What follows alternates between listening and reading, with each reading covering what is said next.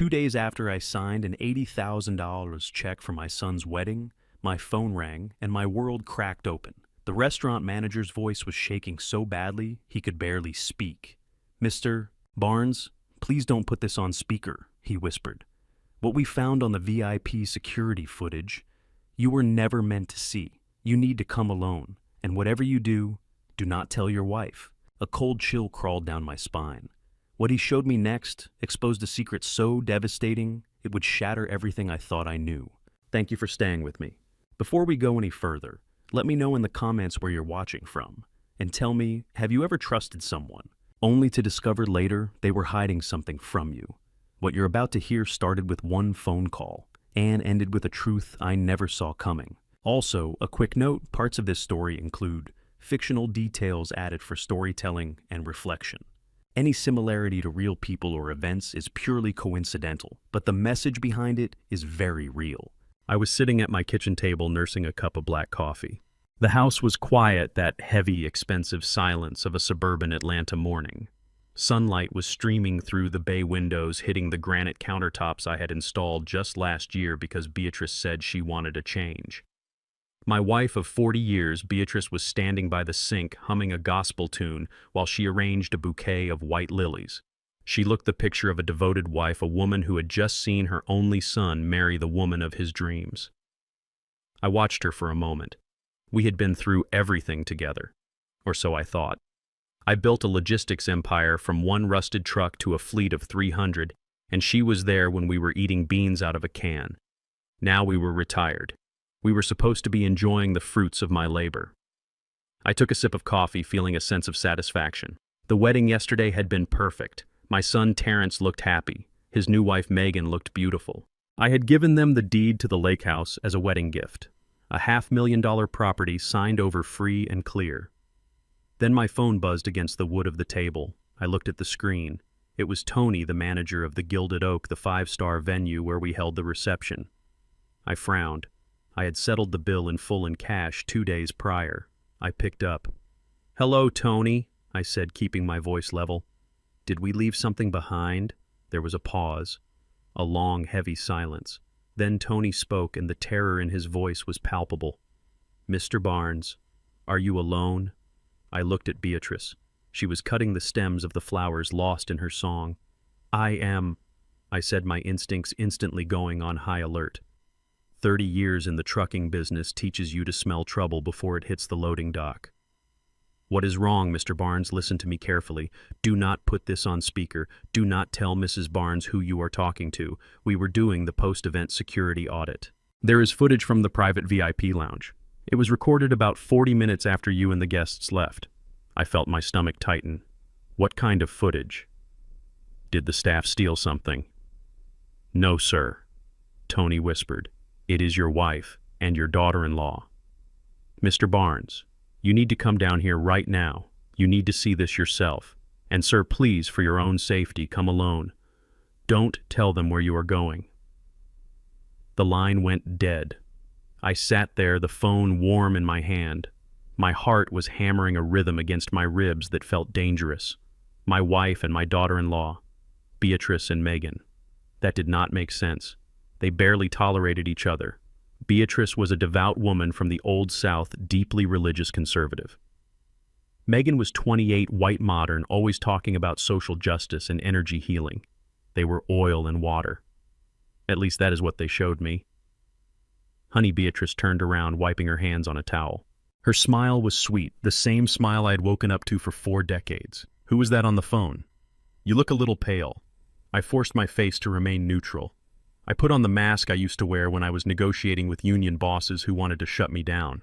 "It was just the pharmacy," I lied. My voice sounded steady, surprisingly.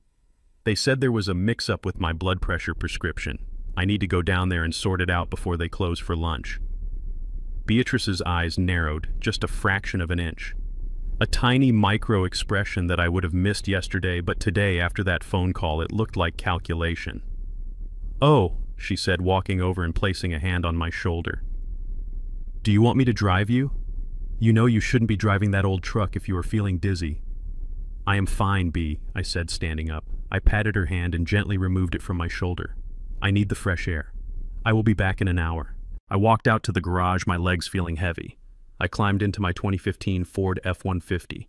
I had Ferraris and Mercedes in storage, but I drove the truck because it kept people from asking for money. It kept me grounded. As I backed out of the driveway, I looked up at the kitchen window. Beatrice was watching me. She wasn't smiling anymore. She was just watching her face, blank and cold. The drive to the Gilded Oak usually took 20 minutes. I made it in 15. My mind was racing, replaying the events of the wedding. I tried to find the cracks I had missed. I thought about the moment I gave them the gift. I had pulled Terrence and Megan aside during the toast. I handed them the envelope with the deed to the lake house. Terrence had cried. He hugged me and thanked me, but Megan... I replayed her reaction in my head. She had smiled, yes, but it didn't reach her eyes. She had looked at the papers, checked the signature, and then looked at Beatrice across the room. It was a quick glance. A split second. But it was a look of confirmation, not gratitude. Victory. Why would my daughter-in-law look at my wife like they had just pulled off a heist? And why did Tony sound like he was fearing for my life? I pulled into the rear service entrance of the restaurant as instructed. Tony was waiting there, pacing back and forth near the dumpsters. He was a young Italian guy, usually impeccably dressed and confident. Today he looked like he hadn't slept. He was sweating. "Mr. Barnes," he said, opening my truck door before I could even unbuckle. "Thank you for coming. Come inside. Quickly." He ushered me through the kitchen, past the chefs prepping for the lunch rush, into a small, windowless security office in the basement. It smelled of stale coffee and ozone. "Sit down, sir," Tony said, pointing to a worn leather chair in front of a bank of monitors. "Tony," I said, my voice low. "I have known you for 5 years. I tipped your..." "Thank you for staying with me. Before we go any further, let me know in the comments where you're watching from. And tell me, have you ever trusted someone, only to discover later they were hiding something from you? What you're about to hear started with one phone call and ended with a truth I never saw coming. Also, a quick note, parts of this story include fictional details added for storytelling and reflection. Any similarity to real people or events is purely coincidental, but the message behind it is very real. Staff $10,000 2 nights ago. Tell me what is going on." Tony didn't speak. He just typed a password into the computer. He brought up a video file. The timestamp was 11:45 p.m. the night of the wedding. I pressed play. The screen showed the VIP suite. It was a private room we had rented for the bridal party to change and relax. The guests had all gone home. The cleaners hadn't arrived yet. On the screen, the door opened. Beatrice walked in.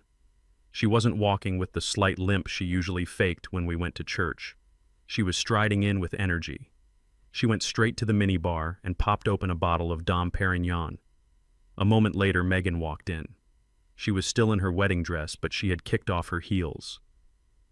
I watched mesmerized and horrified as my wife poured 2 glasses of champagne. She handed one to Megan. They clinked glasses.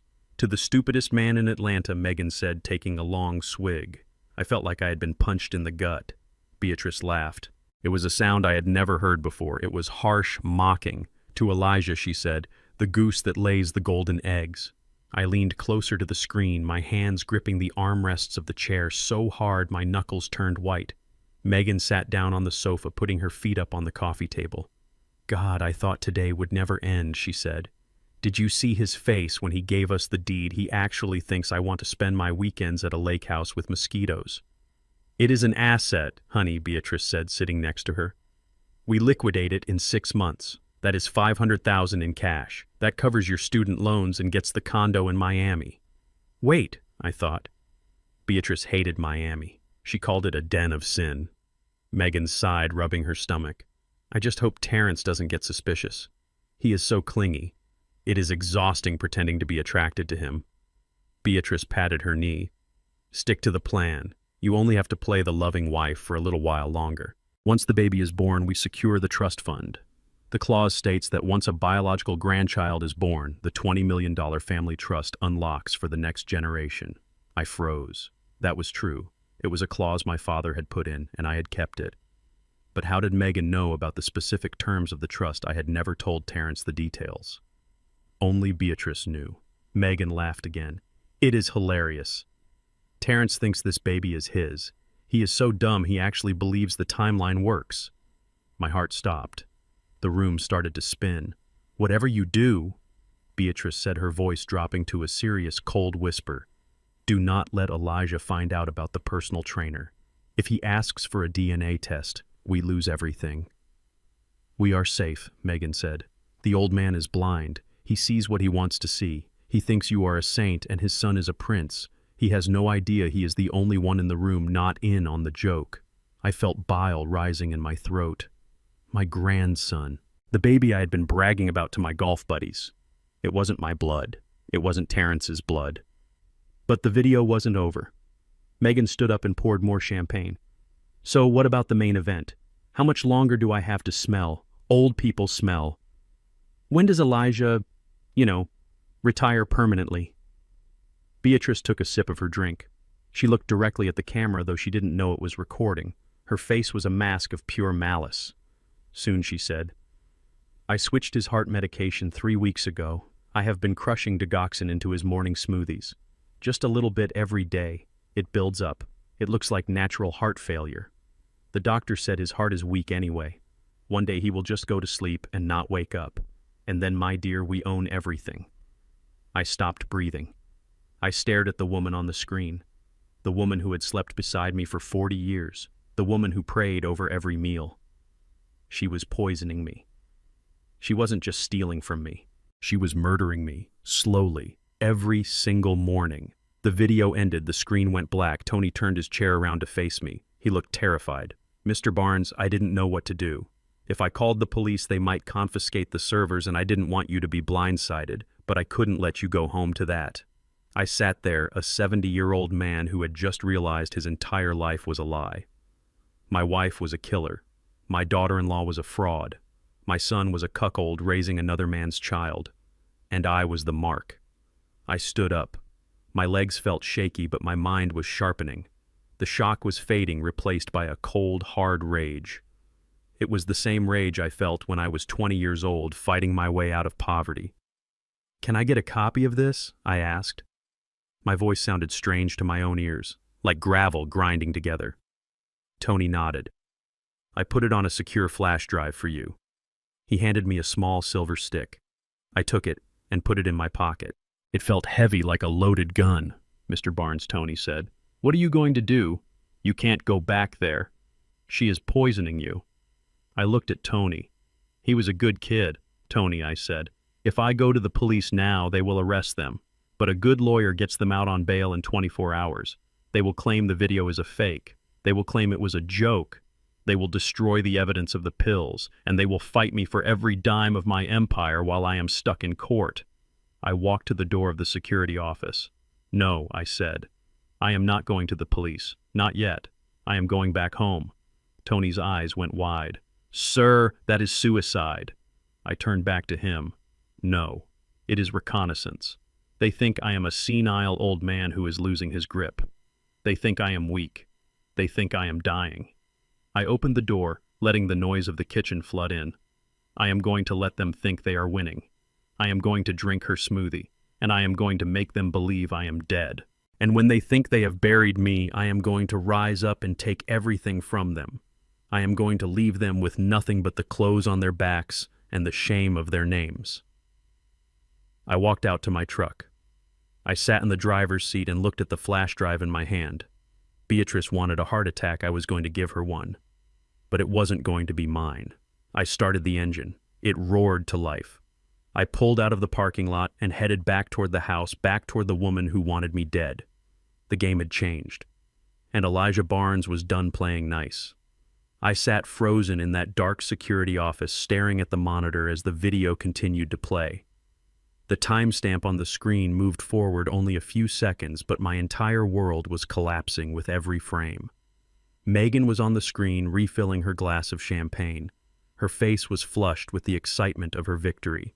I watched her turn to my wife, and what she said next made my blood run cold. You know the funniest part, Beatrice, she said, giggling. That idiot Terrence actually thinks the timeline works. He thinks because we slept together that one time 6 weeks ago that the baby is his. He does not even know how to do the math. Beatrice smiled, that warm, motherly smile I had trusted for 40 years. It does not matter whose it is, honey, she said soothingly. It only matters that the DNA test never happens. Once Elijah is gone, nobody will question the lineage. The trust fund unlocks for the first grandchild regardless of who the biological father is. As long as Terrence signs the birth certificate, the money is ours. I felt like the room was spinning. My grandson. The legacy I had built my empire for. It was a lie. Megan laughed again. It is actually Chad's baby. My personal trainer. Can you believe it? A Barnes heir fathered by a guy who lives in a studio apartment and drinks protein shakes for dinner, but Terrence is so desperate to be a father he will believe anything. I gripped the edge of the desk. My knuckles were white. My son was being played for a fool. But then Beatrice spoke, and her words shattered whatever was left of my heart. Do not be too hard on Terrence, dear, Beatrice said, taking a sip of her expensive wine. He gets his gullibility from his father. Megan looked confused on the screen. From Elijah, she asked. I thought you said Elijah was a shark in business. Beatrice shook her head and her eyes gleamed with a malice I had never seen before. Not Elijah, she said. Elijah is not his father. I stopped breathing. The air in the security room felt suddenly thin. Tony, the manager, looked away, unable to witness my humiliation. Beatrice continued on the screen, her voice dripping with 40 years of deceit. Terrence is Silas's son. Silas. Pastor Silas, my best friend. The man who had officiated my wedding. The man who had baptized Terrence. The man I had donated hundreds of thousands of dollars to for his church renovations. He sat at my dinner table every Sunday. He prayed over my food. He called me brother. Beatrice laughed softly. Elijah was always too busy building his trucking company. He was never home. Silas was there. He comforted me. And when I got pregnant, Elijah was so proud. He never questioned it. He just signed the check and handed out cigars. Terrence has Silas's eyes. I have spent 30 years praying Elijah never noticed. The two women on the screen clinked their glasses again. The mother-in-law and the daughter-in-law. One black, one white. One deeply religious, one radically modern. In public, they acted like they could barely stand each other. Megan would roll her eyes at Beatrice's prayers. Beatrice would critique Megan's short skirts. It was all a performance. A perfectly choreographed dance to keep me distracted while they picked my pockets and planned my death. They were not enemies. They were partners in the most lucrative business deal of their lives, and the commodity they were trading was my life. I let out a roar that did not sound human. It was a guttural sound of pure animal rage. I grabbed the heavy stapler from Tony's desk and lunged at the monitor. I wanted to smash it. I wanted to destroy those smiling faces. I wanted to erase the evidence of my own stupidity. Mr. Barnes, stop. Tony moved faster than I expected. He grabbed my arm, his grip surprisingly strong. Let me go, Tony! I shouted, my voice cracking. I am going to kill them. I am going to burn the whole house down with them inside. Sir, listen to me. Tony pleaded, wresting the stapler from my hand. You cannot smash this screen. If you destroy this, you destroy your only advantage. I slumped back into the leather chair, my chest heaving. Advantage, I spat. What advantage, Tony? My wife is poisoning me. My son is a bastard born of my best friend. My grandchild is a stranger's mistake. I have no advantage. I am a dead man walking. Tony pulled up a chair and sat directly in front of me. He looked me in the eye. Mr. Barnes, look at this. This is not just a family dispute. This is a conspiracy. This is organized crime. They have planned this. They have executed it. If you go home now and start screaming, they will call the police. They will say you are having a dementia episode. They will say the video is a deepfake generated by AI. Have you seen the news? People fake videos all the time now. Without the original file and a chain of custody, a good lawyer will tear this evidence apart in court. They will lock you up in a facility, and Beatrice will have power of attorney over your empire by tomorrow morning. His words hit me like a bucket of ice water. He was right. Beatrice was smart. She was calculating. If I confronted her now, she would play the victim. She would say I was paranoid. She would use the very poison she was feeding me to claim my mind was gone. I looked back at the screen. The video had ended. The screen was black, but the image of their toast was burned into my retinas. I was not facing a bad marriage. I was facing a hostile takeover. I had spent 40 years negotiating with union bosses, corrupt politicians, and ruthless competitors. I knew how to handle a war. I just never thought the battlefield would be my own kitchen. I took a deep breath, forcing my heart rate to slow down. I wiped the sweat from my forehead with my handkerchief. The rage was still there, burning hot in my gut, but I pushed it down. I packed it away into a cold, hard place where I kept my business decisions. "You are right, Tony," I said, my voice dropping to a dangerous whisper. "They want to play games. I will show them how the game is played." I reached into my pocket and pulled out my phone. My hands were steady now. I scrolled through my contacts until I found the name I needed. Sterling. Ms. Sterling was not a nice woman. She was a shark in a Chanel suit. She cost me $1,000 an hour, and she was worth every penny. She had handled my corporate mergers, and she knew where every skeleton in Atlanta was buried. I hit dial. It rang twice. "Elijah." She answered. Her voice was crisp, sharp. "It is Sunday. This better be a catastrophe or a billion-dollar deal." "It is both," I said. "Listen to me, Sterling. I need you to open a new file. Codename Omega." There was a pause on the line. Sterling knew what that meant. It was the nuclear option. The protocol we had drafted years ago in case of a total corporate collapse.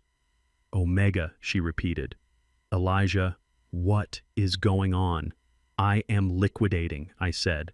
"I want everything frozen, the accounts, the properties, the trust funds, but I want it done quietly. I do not want a single notification sent to the house. I want you to prepare the paperwork to transfer ownership of the company." "Transfer to whom?" she asked.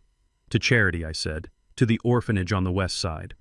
And Sterling, I need you to hire a private forensic toxicologist. I need a rush order on a blood test. Toxicologist Elijah. Are you sick?" "No," I said, looking at the black screen of the monitor. "I am being murdered. Beatrice has been dosing me with digoxin." I heard the sharp intake of breath on the other end. "I am coming to you," she said immediately. "Where are you?" "No," I said. "If you come to me, they will know. They are watching. Beatrice is smart. She will know if I deviate from my routine. I have to go back." "Go back? Elijah, are you insane? If she is poisoning you, going back to that house is suicide." "It is evidence," I said, standing up. "I need proof, Sterling. The video is not enough. Tony says they can claim it is fake. I need them to think they have won. I need them to think the poison is working." "So what is the plan?" she asked, her voice tight. "I am going home," I said. "I am going to walk into that kitchen. I am going to kiss my wife. And I am going to drink the smoothie she makes for me." "Elijah, do not do this." "I have to," I said. "I need to catch them in the act. I need them to call the doctor. I need them to sign the death certificate while I am still warm. I need you to have the police on standby, but do not move until I give the signal." "What is the signal?" she asked. "You will know," I said. "Just be ready. And Sterling, find out everything you can about Pastor Silas. I want to know every dirty secret that man has ever hidden under his robe." I hung up the phone. I looked at Tony. "Thank you, son," I said. "You saved my life today." "I didn't save you yet," Sir Tony said, looking worried. "You are going back into the lion's den." I buttoned my jacket. I checked my reflection in the dark monitor. I didn't look like a victim. I looked like a man who had nothing left to lose. "I am not the prey, Tony," I said, walking toward the door. "I am the hunter. They just don't know it yet." I walked out into the bright sunlight of the parking lot. My truck was waiting. The drive home would take 20 minutes. 20 minutes to prepare myself to look into the eyes of the woman who killed me and smile. 20 minutes to prepare to drink from the cup of betrayal. I started the engine. I thought about Terrence, my son. No, not my son. Silas's son. The boy I had taught to ride a bike. The boy I had bailed out of trouble. The boy who was too weak to stand up to his wife and too stupid to see the truth. I felt a pang of pity for him, but it was quickly replaced by resolve. He was part of this. He was signing the papers. He was waiting for me to die just like the rest of them. I pulled out onto the road. The game was set. The pieces were moving, and Elijah Barnes was coming home to die, or so they thought. The drive back to my house felt like a funeral procession of one. My 2015 Ford F-150 rumbled down the familiar suburban streets, but everything looked different now. The perfectly manicured lawns looked like graveyards. The white picket fences looked like prison bars. I pulled into my driveway and turned off the ignition. The silence that filled the cab was heavy. I sat there for a moment, gripping the steering wheel. My hands were the hands of a man who had loaded crates at 4 a.m. for 30 years. They were strong hands, but they were trembling. I was about to walk into my own home and shake hands with the devil. I looked at the front door. It was painted a welcoming red. Beatrice had chosen that color. She said it symbolized love. Now I knew it symbolized blood. I took a deep breath, pushed open the truck door, and stepped onto the concrete. I checked my pocket. The flash drive was there. The camera button disguised as a pen in my shirt pocket was active. I was not Elijah Barnes, the husband, anymore.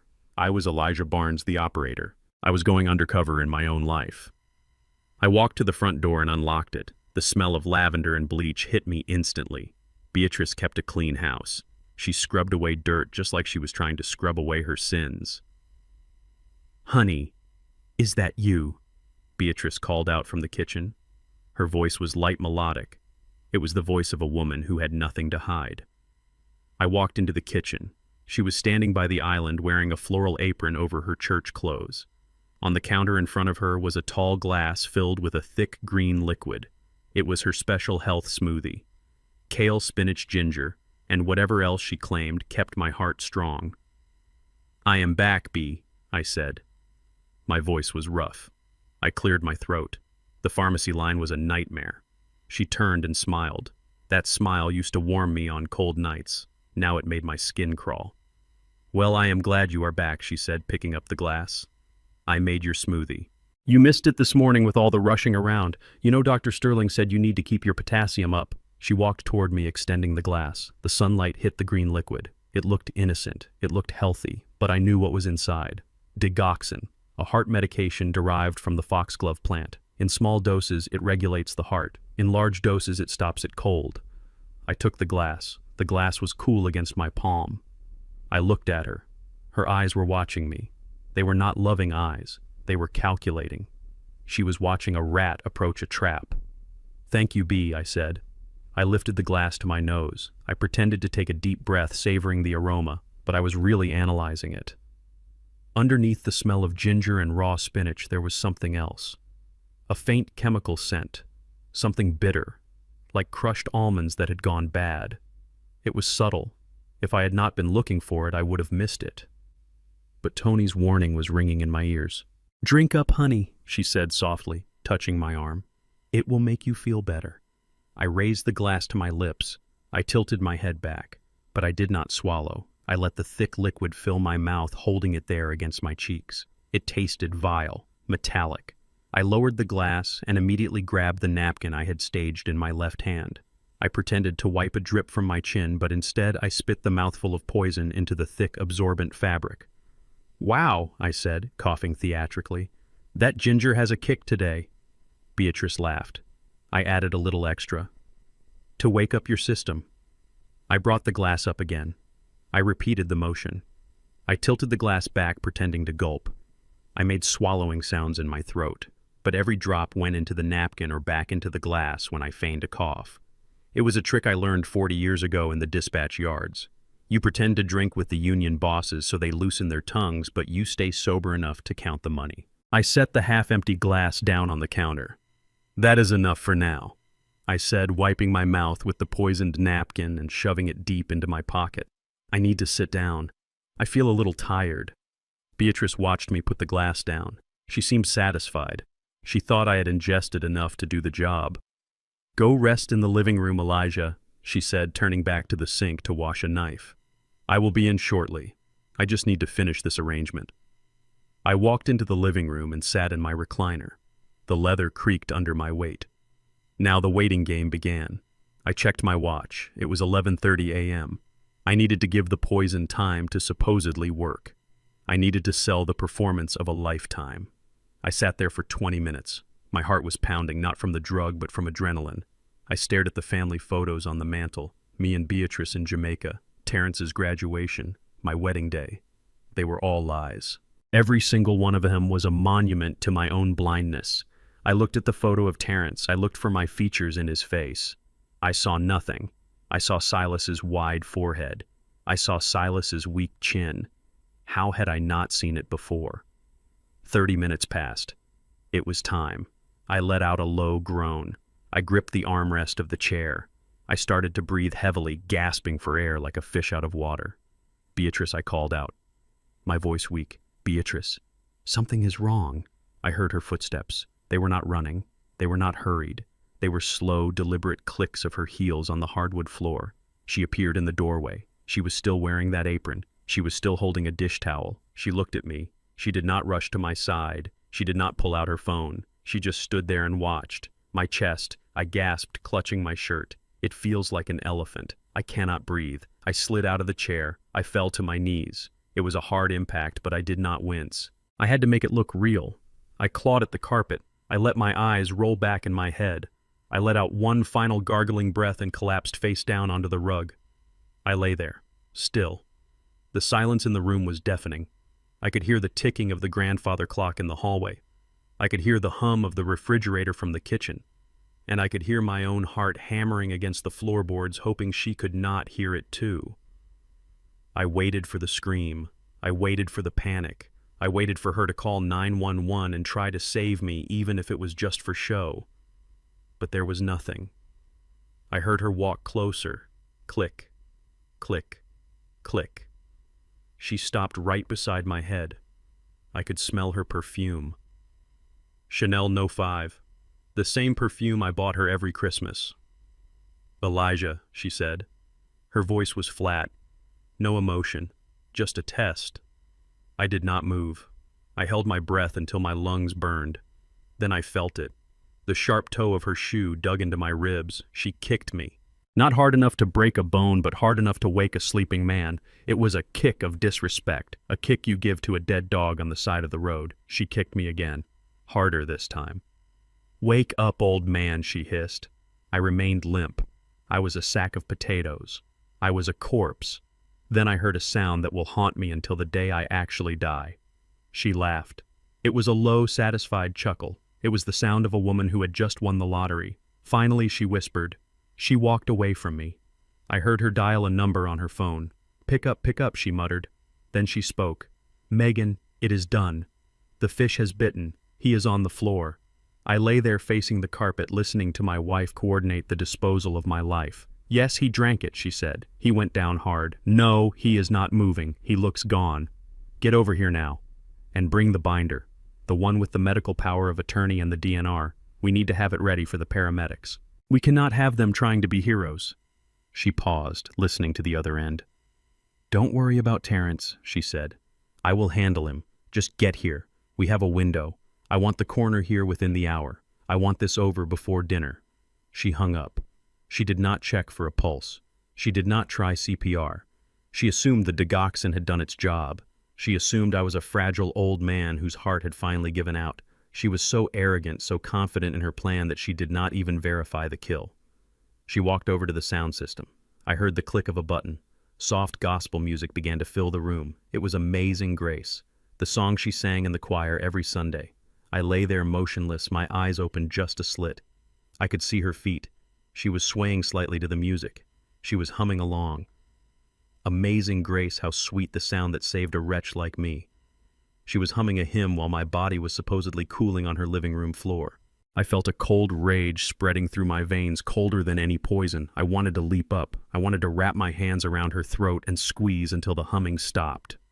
I wanted to show her that the old man still had fight in him. But I forced myself to stay down. I forced my muscles to remain loose. This was not the time for vengeance. This was the time for intelligence. I needed them all here. I needed Megan. I needed Terrence. I needed them to sign their names on the dotted line of their own destruction. Beatrice walked out of the room, probably to unlock the front door for her accomplice. I took a tiny, shallow breath. My ribs ached from where she kicked me. My dignity ached from lying in the dirt. But my mind was clear. They thought I was the victim. They thought I was the prey. I closed my eyes as I heard a car pull into the driveway. Let them come. Let them gather around the carcass. They were about to find out that this corpse had teeth. I lay on the cold, hard floor of my living room, staring into the darkness of my own eyelids. My ribs throbbed where Beatrice had kicked me, but that pain was nothing compared to the agony of waiting. I was a corpse in my own house waiting for the vultures to land. I heard the front door open. It was not a gentle opening. It was frantic. Footsteps thundered down the hallway, heavy steps that belonged to a man and the sharp clicking of heels that belonged to a woman who thought she owned the world. Dad. It was Terrence, my son, the boy I had bounced on my knee, the boy I had taught to tie his tie. His voice was high-tight with panic. I felt him drop to his knees beside me. His hands were clammy as he grabbed my shoulders. He shook me. "Dad, wake up. Dad, can you hear me?" I kept my body limp. I forced my breathing to be so shallow it was invisible. I needed to know. I needed to see what he would do. "Oh my God, he is not moving!" Terrence yelled. His voice cracked. He sounded like a child again, scared of the dark. "Mom, what happened?" I felt Beatrice step closer. Her presence was like a cold shadow. "He just collapsed, honey," she said calmly. Her voice was steady, too, steady. He drank his smoothie, he sat down, and then he just fell. "I think it was his heart. You know how weak it has been. Call 911. Terrence shouted. I heard the rustle of fabric as he fumbled for his phone. "We have to get an ambulance. He might still be there. We can save him." For a split second, a tiny spark of hope ignited in my chest. My son wanted to save me. He was not completely lost. He was scared, but he was trying to do the right thing. Maybe he did not know about the plan. Maybe he was just a pawn. But then the spark was extinguished. Brutally. I heard a sharp, wet smack. It was the sound of flesh hitting flesh. A slap. "Stop it, Terrence." It was Megan. Her voice was ice. It cut through the panic in the room like a razor. I heard Terrence gasp. The phone clattered to the hardwood floor. "Get a hold of yourself," Megan hissed. "Look at me. Look at me right now." "But he is dying," Terrence whined. "He is supposed to die, you idiot," she spat. "Do not touch that phone. Do not call anyone." "Megan, what are you saying?" Terrence stammered. I lay there, my heart breaking in slow motion. I wanted to jump up and defend my son. I wanted to strike her for hitting him. But I stayed down. I had to know if he would pick that phone back up. "Listen to me, Terrence," Megan said, her voice dropping to a terrifying whisper. "We talked about this. We knew this was coming. If you call 911 now, they might revive him. And do you know what happens then? He lives. He keeps control. And we stay poor. Is that what you want? Do you want to be a loser for the rest of your life, living on an allowance like a child?" "I am not a loser," Terrence whispered, but his voice was weak. "You are a loser without his money," Megan said. "You have nothing, Terrence. You are nothing without the Barnes name and the Barnes bank account. We are drowning in debt. The baby is coming. Do you want your child to grow up in a rental apartment? Do you want me to leave you? Because I will leave you, Terrence. I will not live like a pauper." I heard Terrence sobbing, low, pathetic sounds. He was breaking. "Just wait 15 minutes, Megan commanded. Just 15 minutes. Let his heart stop completely. Let nature take its course. Then we call the doctor. Then we call the coroner. And then we are free." I waited. I prayed to a God I hadn't spoken to in years. "Please, son, pick up the phone. Push her away. Save your father." But there was only silence and the sound of his weeping. He was not moving toward the phone. He was paralyzed by her greed and his own cowardice. Then Beatrice spoke up. She had been watching silent, a general observing her troops. She stepped forward. I heard the rustle of papers. "Son, look at me," Beatrice said. Her voice was soft, gentle, the voice she used when she tucked him in at night. She knelt down on the other side of me. I could feel her body heat. "It is for the best," she said soothingly. "Look at him, Terrence. He is in pain. He has been in pain for so long. His heart is tired." I felt something brush against my hand. Paper. "What is that?" Terrence sniffled. "It is a DNR," Beatrice said. "A do not resuscitate order. Your father signed it last month. He told me he did not want to be kept alive by machines. He wanted to go with dignity. I wanted to scream. I had never signed a DNR. I had never even discussed it. She had forged my signature just like she forged her love for me. It is signed." Terrence asked, his voice trembling with relief. He was looking for an excuse. He was looking for permission to let me die. "Yes, baby," Beatrice lied smoothly. "It is his wish. If you call 911, you are going against his wishes. You are hurting him. Let him go, Terrence. Let him go to God. He is ready. He has worked so hard. Let him rest." It was a masterclass in manipulation. She was using my supposed suffering to justify my murder. She was twisting his love for me into a weapon against me. "But Mom, he looks like he is struggling," Terrence said. "That is just the body shutting down," Beatrice said, stroking my hair. "It is peaceful. He is not in pain anymore. Shh. It is okay. Just let it happen." I felt Terrence's hand on my arm. He was shaking. "I am sorry, Dad," he whispered. "I am so sorry." I waited for him to check my pulse. I waited for him to check my breath. But he pulled his hand away. "Okay," he whispered. "Okay, Mom. We wait." He stood up. I heard him walk away. He walked away from his dying father. He chose the lie. He chose the money. He chose the women who were destroying us both. In that moment, Elijah Barnes died. The father who loved his son unconditionally died on that rug. The man who remained was something else entirely. Something cold. Something hollow. "Good boy," Beatrice said, standing up. "Now, Megan, get the binder. We need to have the paperwork ready for the paramedics when we finally call them. We need the timeline to be perfect." I heard them moving around the room. They were setting the stage. Beatrice moved a chair. Megan opened a binder. Papers were shuffled. "What time do we put on the report?" Megan asked, her voice businesslike. "Say he collapsed at 11:45, Beatrice said. "That gives us a 30-minute window before we supposedly found him. It explains why he is cold." I lay there, listening to them write my obituary. My ribs ached. My lungs burned from holding my breath so shallowly. I needed to move. I needed to end this charade before I actually suffocated from rage. Beatrice walked back over to me. "Terrence, come here," she said. I heard him approach. "We need a witness signature on the time of discovery," she said. "Sign here. It says you came in and found him unresponsive at 12:15. "But it is only 12:10, Terrence said. "Sign it," Megan snapped. "Do not be difficult. We need the narrative to be tight." I heard the scratch of a pen on paper. My son was signing away his soul. He was documenting a lie to cover up a murder. He was officially an accomplice. "Good," Beatrice said.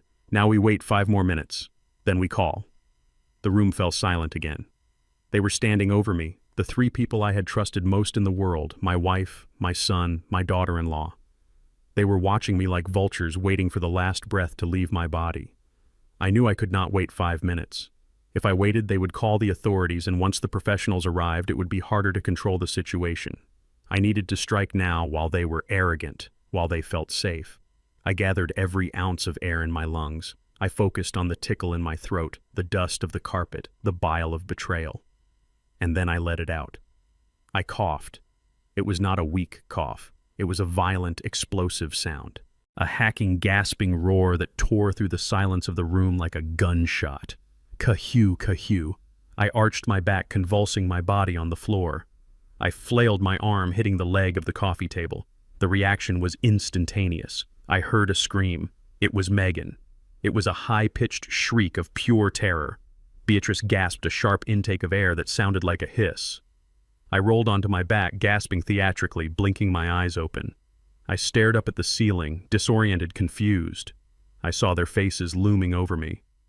Beatrice looked like she had seen a ghost. Her face was pale, her eyes wide with shock and fury. The mask of the grieving widow had slipped, and beneath it was the face of a killer whose weapon had jammed. Megan was clutching her chest, backing away, her mouth open in a silent scream. She looked at Beatrice with panic, her eyes asking, "What is happening? Why isn't he dead?" And Terrence, my son. He looked terrified, but there was something else there too. Guilt, shame. He looked like a child caught standing over a broken vase. I sat up slowly, groaning, clutching my head. I had to sell this. I had to be the confused old man who had just had a spell. I could not let them know I had heard everything. Not yet. The trap was not fully sprung. What I rasped, my voice gravelly and weak. What happened? I looked around the room, blinking as if the light hurt my eyes. I looked at Beatrice. "Why are you looking at me like that, Bea?" Beatrice recovered first. She was a professional liar. I saw the gears turning in her head, calculating, adjusting, shifting the narrative. "Elijah," she stammered, forcing a tremble into her voice. "Oh my God, Elijah! You are alive!" She threw herself onto her knees beside me, trying to hug me. I felt her body trembling, but it was not relief. It was rage. She was shaking with the effort of not strangling me right there on the floor. I stiffened in her embrace, but I did not push her away. I patted her back awkwardly. "Of course I am alive," I said, confused. "Why wouldn't I be? I just felt dizzy. Did I faint?" Beatrice pulled back, framing my face with her hands. Her nails dug into my skin a little too hard. "You collapsed, honey," she said, tears suddenly appearing in her eyes. "You stopped breathing. We thought you were gone." I looked past her at Megan and Terrence. They were still frozen. Megan was staring at me with pure hatred. She had already spent the inheritance in her mind, and now I had snatched it back. "Terrence," I said, looking at my son. "Why are you crying, boy?" Terrence wiped his eyes, his hand shaking. "Dad, I thought you died. Mom said you were gone." I chuckled, a dry rattling sound. "Not yet, son," I said. "Not yet. It takes more than a dizzy spell to kill an old trucker like me." I held out my hand to him. "Help me up." Terrence hesitated. He looked at Megan. He looked for permission to help his father. That hesitation cut me deeper than any knife. Megan nodded slightly, a sharp jerk of her chin. Terrence stepped forward and grabbed my hand. He pulled me up. I leaned heavily on him, pretending to be weaker than I was. "I am okay," I said, dusting off my pants. "Just a little lightheaded. Must be that new medication. Or maybe that smoothie didn't agree with me." I saw Beatrice flinch when I mentioned the smoothie. "Well," Beatrice said, her voice high and tight, "we should call Dr. Sterling, just to be safe, or maybe take you to the ER." "No," I said firmly. "No doctors. I hate hospitals. I just need to sit down. I need some water." I walked over to my recliner and sat down. I looked at the three of them standing there, the unholy trinity. They looked like they had been caught in a spotlight. So I said, looking at the papers scattered on the coffee table, the binder, the fake DNR. "What is all this paperwork?" I asked, pointing a shaking finger. "Why is the family gathered so quickly? I was only out for what, a minute?" Beatrice swooped in, grabbing the binder and clutching it to her chest. "Oh, this," she said quickly. "This is just church business. Megan and I were going over the budget for the charity drive. Terrence just stopped by to drop off some tools. Lies. Layers and layers of lies." I leaned back in my chair, closing my eyes for a second. "Well," I said, opening them again and fixing my gaze on Megan. "It is nice to see you all here. It feels like a celebration. Since we are all together, I have been thinking." I paused, letting the tension build. "Maybe this dizzy spell is a sign," I said. "A sign of what Megan asked, her voice sharp. A sign that I need to get my affairs in order," I said. "I think it is time to make some changes. Big changes." I saw Megan and Beatrice exchange a look. Hope flared in their eyes. They thought I was going to hand it over voluntarily. They thought the near-death experience had scared me into submission. "Really, Dad?" Terrence asked, hopeful. "Yes, son," I said. "I think next week we should have a family meeting, a big one, with Pastor Silas and the lawyer. I want to make sure everyone gets exactly what they deserve." I smiled at them. It was a tired, weak smile, but inside I was grinning like a wolf. They had no idea. They thought they had missed their chance, but that the outcome was still inevitable. They thought I was a confused old man preparing to sign away his kingdom. They did not know that I had just invited them to their own execution, and I was going to enjoy every second of it. The silence in my living room was heavy enough to crush a man. 3 pairs of eyes stared at me, wide and trembling like deer caught in the headlights of an 18-wheeler. Beatrice, my wife of 40 years, looked as though she had swallowed a lemon. Her hands were shaking so badly she had to clasp them together in front of her apron to hide the tremors. Megan, the woman carrying a stranger's child in her belly, had backed up against the wall, her face drained of all color. And Terrence, my son, the boy I had raised to be a man, looked like he was about to vomit on my expensive rug. They did not know what to do. They had a script for my death. They had rehearsed the tears, the phone calls, the somber nods to the paramedics, but they did not have a script for my resurrection. I sat there in my recliner, breathing heavily, letting my hands shake visibly on the armrests. I needed to sell this performance. I needed them to believe that I was a fragile old man who had just brushed shoulders with the Grim Reaper, not a predator who had just set a trap. Beatrice was the first to break the silence. She always was the best liar in the room. She took a step toward me, forcing a smile onto her face that looked more like a grimace of pain. "Elijah," she breathed, her voice trembling with what she hoped sounded like relief. "You scared us to death. You just collapsed. We were terrified." She reached out to touch my shoulder, but I flinched. It was a calculated move. I wanted her to feel my rejection, but interpret it as confusion. Terrified, I rasped my voice, sounding weak and confused. "Is that why the room was so quiet, Bea? Is that why I woke up on the floor with no ambulance on the way? The accusation hung in the air. I saw Megan's eyes dart to the phone on the coffee table, the one Terrence had refused to pick up. Beatrice didn't miss a beat. We were just dialing honey, she lied, her eyes wide and innocent. We were just about to hit call when you started coughing. We didn't want to move you. We didn't want to make it worse. Lies. I had laid there for 10 minutes listening to them debate my expiration time. I had heard them forge my signature on a DNR order. But I nodded slowly, letting my head loll back against the cushion. I believe you, I whispered, closing my eyes. I have to believe you, because the alternative is too terrible to think about. I opened my eyes and looked straight at Megan. She flinched. You, I said, pointing a shaking finger at her. You were screaming. Why were you screaming at Terrence? Megan swallowed hard. She looked at Beatrice for help, but Beatrice was busy playing the concerned wife. I was just panicked, Elijah, Megan stammered. I didn't know what to do. I was yelling at him to help you. I let out a long, wheezing sigh. It is funny, I said. In my dream, or whatever that was, it sounded like you were telling him to stop. It sounded like you were worried about money. The color drained from her face completely. For a second, I thought she might faint. That would have been poetic, but she held her ground. Greed is a powerful anchor. You were hallucinating, Dad, Terrence said quickly, stepping forward. His voice was thick with guilt. You were out of it. Your brain was just firing off random signals. We were all trying to help. I looked at my son, the traitor. He was protecting her. He was protecting the woman who had slapped him moments ago. He was protecting the lie. Maybe I said rubbing my temples. Maybe I was. It felt so real, though. The darkness, the cold. It felt like the end. I let the words sink in. I let them think about how close they had come to their payday. I needed to shift the dynamic. I needed to stop being the victim and start being the architect of their downfall. But I had to do it in a way that made them think it was their idea. I sat up straighter, groaning as if the effort cost me everything. Water, I croaked. Beatrice rushed to the kitchen. She came back with a glass of water. Not the green smoothie, just clear, cold water. I took it. I sniffed it discreetly before taking a sip. It smelled clean. She wouldn't try again so soon. Not with witnesses. Not when I was awake. I drank it slowly, letting my hands shake so the water sloshed over the rim. I wiped my chin with the back of my hand. That dizzy spell, I said, my voice gaining a little bit of strength but still sounding gravelly. It clarified things for me. It showed me how fragile this all is, how quickly it can all go away. I looked at each of them in turn. I have been holding on too tight, I said. I have been trying to run the business, manage the properties, control the trust. I thought I had 10, maybe 20 years left. But today showed me I might not have 20 minutes. I saw the change in their faces instantly. The fear evaporated, replaced by a hungry, predatory gleam. They leaned in. They smelled blood in the water.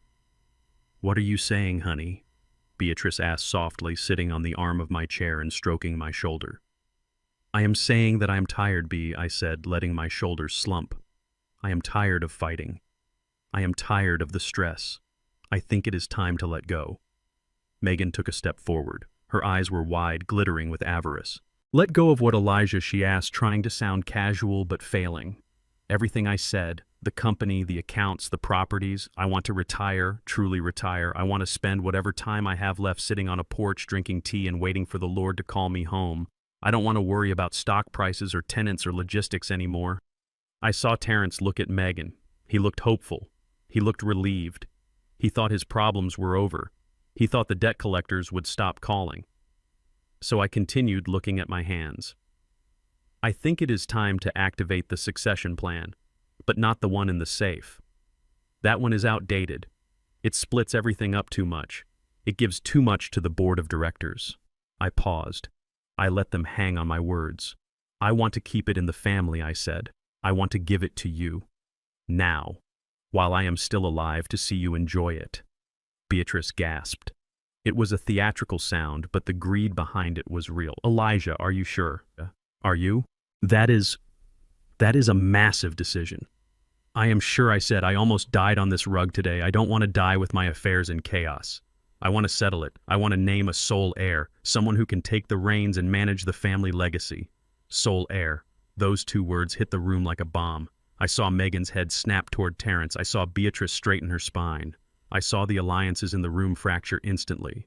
They had been working together to kill me, but now with a single phrase I had turned them against each other. Who would be the sole heir, the wife, the son, or the daughter-in-law carrying the supposed golden grandchild? I want to do this right, I said. I don't want lawyers fighting over my bones. I want to make a public declaration, a binding transfer of power. When Megan asked breathless, "Next week," I said, "I want to do it at the church, in front of God and the community. I want Pastor Silas to preside over it. He has been our spiritual rock for 30 years. It is only fitting that he blesses the transition." Beatrice smiled. It was a genuine smile this time. Bringing Silas into it made her feel secure. She thought Silas was her ally. She thought having her lover preside over the transfer of my wealth to her son was the ultimate victory. She had no idea I knew about the affair. She had no idea I knew Terrence was his. "That sounds wonderful, Elijah," she said. "Silas would be honored." But I added, raising a finger, "There is a condition." The room froze. "What condition?" Terrence asked. "I need to be sure," I said, looking at him. "I need to be sure that I am making the right choice. My mind, it feels foggy today." That spell took a lot out of me. I need to make sure I am lucid. I need to make sure I am giving it to the person who truly has the strength to carry the Barnes name. I looked at Megan. "I know you think I am just a stubborn old man, Megan," I said. "I know you think I am stuck in my ways." "No, Elijah, I never," she started to protest. "Hush," I cut her off gently. "It is okay. I have been hard on you. I have been hard on all of you. But I want to make it right. I want to see who really steps up. So here is the plan. Next Sunday after the service, we will have a reception in the parish hall. I will invite the board, the partners, the family, and at that reception, I will sign the deed to the entire estate over to one person." "One person," Beatrice repeated, her voice tight. Not a joint trust." "No," I said firmly. "Committees are weak. One leader. That is how I built this empire. That is how it will survive. I will spend this week praying on it. I will spend this week watching you. I want to see who takes care of this family. I want to see who has the heart for it." I stood up. It was a struggle, or at least I made it look like one. I swayed on my feet. Terrence rushed to steady me again. "Careful, Dad," he said. "I am okay, son," I said, patting his cheek. "Just weak. I think I need to go lie down. I need to rest before I call the lawyer to draw up the papers." I started to walk toward the hallway, leaning heavily on my cane, which I had grabbed from beside the chair. I stopped at the doorway and turned back to them. "Oh, and Beatrice," I said, "don't make me any more smoothies. I think I will stick to water for a while." My stomach is a little unsettled. I saw the flash of panic in her eyes, but she masked it quickly. "Of course, honey. Anything you want." I walked down the hall to my study. I closed the door and locked it. I leaned against the heavy oak wood and let out a breath I felt like I had been holding for an hour. My legs were shaking, but not from weakness, from rage, from the sheer effort of not tearing them apart with my bare hands. I walked to my desk and sat down. I pulled up the monitor to the hidden cameras I had installed months ago for security, never thinking I would use them to spy on my own family. On the screen, I saw the living room. They were huddled together. The dynamic had completely shifted. They were no longer conspirators in a murder. They were competitors in a game show. Did you hear that? Megan whispered, her voice shrill with excitement. "Sole heir. He is going to sign it all over." "To me," Beatrice said sharply. "I am his wife. It goes to me." "He said he wants a leader," Megan countered. "You are old, Beatrice. He knows you can't run a logistics empire. He is looking at Terrence. He is looking at the future. He is looking at the baby." Terrence stood in the middle, looking between the two women like a lost puppy. "He said, he is watching us," Terrence said. "We have to be careful. We have to show him we are good." "Good," Megan scoffed. "We don't have to be good, Terry. We just have to be better than her." She pointed at Beatrice. Beatrice narrowed her eyes. "Watch your tone, little girl. Remember who holds the keys to the medicine cabinet." They were already turning on each other. It was perfect. I turned off the monitor. I picked up my phone and sent a text to Sterling. "Phase 1 complete. The bait is taken. Prepare the documents for the party. And get me that DNA test kit. I need to know for sure." I sat back in my chair. I had bought myself a week to play them against each other, a week to gather the final nails for their coffins. But there was one loose end. Terrence, my son, the boy who had hesitated, the boy who had almost called 911. He was weak, yes. He was foolish. But was he evil, or was he just a victim of these two harpies, just like me? I needed to know. If I was going to destroy everything, I needed to know if there was anything worth saving. I unlocked the study door and opened it a crack. I listened. I heard Beatrice and Megan arguing in the kitchen. They were distracted. I slipped out into the hallway. I saw Terrence sitting alone on the back porch, his head in his hands. He looked broken. I walked out to him. The screen door creaked. He jumped, wiping his eyes hastily. "Dad," he said, "you should be resting." I sat down next to him on the swing. The chains groaned. We sat in silence for a moment, looking out at the manicured lawn. "Terrence," I said softly, "I know things have been hard. I know Megan wants certain things." Terrence looked down at his shoes. "She just wants us to be secure, Dad. She worries about the baby." "I know," I said, "but greed makes people do strange things, son. It makes them forget who they are." I leaned in closer, dropping my voice to a conspiratorial whisper. "Listen to me, Terrence. I didn't want to say this in front of them, in front of your mother." He looked up, his eyes wide. "What is it I am planning to leave it to you?" I lied. 80%. I want you to have control. I want you to be the man I know you can be." His face lit up. It was a look of pure salvation. "Really, Dad, me?" "Yes," I said. "But I am worried, son. I am worried about your wife. She seems impatient. She seems like she counts my money while I am still breathing." Terrence flinched. He knew it was true. "And your mother," I continued. "She is getting older. She is influenced easily. If I leave it to you, you have to promise me something. Anything, Dad. You have to protect it," I said. "You have to protect the family legacy from people who just want to spend it, even if those people are sleeping in your bed." I saw the conflict in his eyes. He loved Megan, or he thought he did, but he was terrified of her, and he wanted the money. He wanted the power. She can be intense." Terrence admitted, his voice barely a whisper. "She pushes me, Dad. She makes me do things." "What things, son?" I asked gently. He looked at me, and for a second I thought he was going to confess. I thought he was going to tell me about the poison, about the plan, about everything. The words were right there on his lips. But then the back door opened. Terrence Megan's voice was sharp, commanding. "Come inside. We need to talk about the guest list for next week." Terrence snapped his mouth shut. The moment was gone. The fear returned to his eyes. "I have to go," he muttered, standing up quickly. I watched him go back inside, back to his puppet master. I sighed. I had planted the seed. I had told him he was the heir. I had told him his wife was the enemy. Now I just had to wait and see if the seed would grow into a tree of suspicion that would tear their alliance apart from the inside. I stood up and looked at the setting sun. 80%, I had told him. He was going to get 0. He was going to get exactly what a coward deserves. But for the next 7 days, he was going to feel like a king. And that false confidence was going to be his undoing. I went back inside. I had a busy week ahead. I had hair to collect. I had a toothbrush to steal. And I had a pastor to visit. The Trojan horse was inside the gates. Now it was time to open the belly and let the soldiers out. Monday morning arrived with a silence that felt heavy and suffocating. Beatrice had left early for the farmer's market, claiming she needed fresh organic kale for her health kick. Megan was at her prenatal yoga class, stretching a body that carried a lie. Terrence was at the office, sitting at a mahogany desk I paid for, pretending to run a division of the company he did not understand. The house was empty. It was the perfect time for a burglary.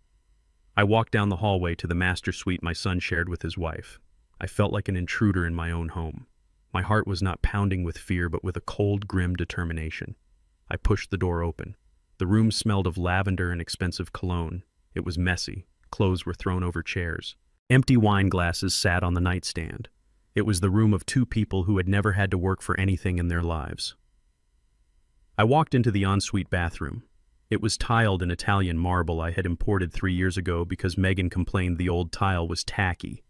I looked at the vanity. Terrence's grooming kit was spread out. His razor, his expensive face creams, and his hairbrush. I picked it up. It was full of coarse black hair. I stared at it. This was the hair of the boy I had taught to ride a bike, the boy I had held when he scraped his knee, the boy I had sat up with all night when he had the flu. I remembered the pride I felt when he was born, the way I had handed out cigars at the loading dock telling every driver that the Barnes legacy was secure. I pulled a clump of hair from the bristles. It made a small tearing sound. I put the hair into a plastic Ziploc bag I had brought from the kitchen. I sealed it. I looked at the bag. It looked like trash. Maybe it was. Maybe. I put the bag in my pocket and walked out. I did not look back. I had one more stop to make. I drove my truck to the First Baptist Church. It was a massive brick building with a white steeple that pierced the blue sky. I had paid for that steeple. I had paid for the new pews. I had paid for the repaved parking lot. I parked in the back away from the main entrance. I knew Silas's schedule better than he knew it himself. Mondays were for sermon preparation. He would be in his office. I walked in through the side door. The church was quiet, smelling of floor wax and old hymnals. I walked past the sanctuary where I had married Beatrice, where I had baptized Terence. The memories felt like they belonged to a stranger. I knocked on the heavy oak door of the pastor's office. "Come in," Silas's booming voice called out. I opened the door. Silas was sitting behind his desk, surrounded by books. He was a handsome man, even at 70. Charismatic, smooth. He was drinking from a disposable coffee cup. "Elijah," he said, a smile spreading across his face. "To what do I owe this pleasure?" "Everything all right, brother?" I walked in, leaning heavily on my cane. I played the part, the frail old man, the man who was losing his grip. "I am not doing so well, Silas," I said, my voice trembling. "That spell I had yesterday, it shook me. I needed to talk to someone. I needed spiritual counsel." Silas's face softened into a mask of practiced concern. He stood up and walked around the desk. "Sit down, Elijah, sit down. Beatrice told me you had a scare. We have been praying for you." He guided me to the chair. I sat down, letting out a heavy sigh. "I feel like my time is coming, Silas," I said. "And I have burdens, sins I need to confess before I meet my Maker." Silas nodded, leaning back against his desk. He was holding the coffee cup in his hand. "We all have sins, Elijah. The Lord is merciful. What is weighing on you?"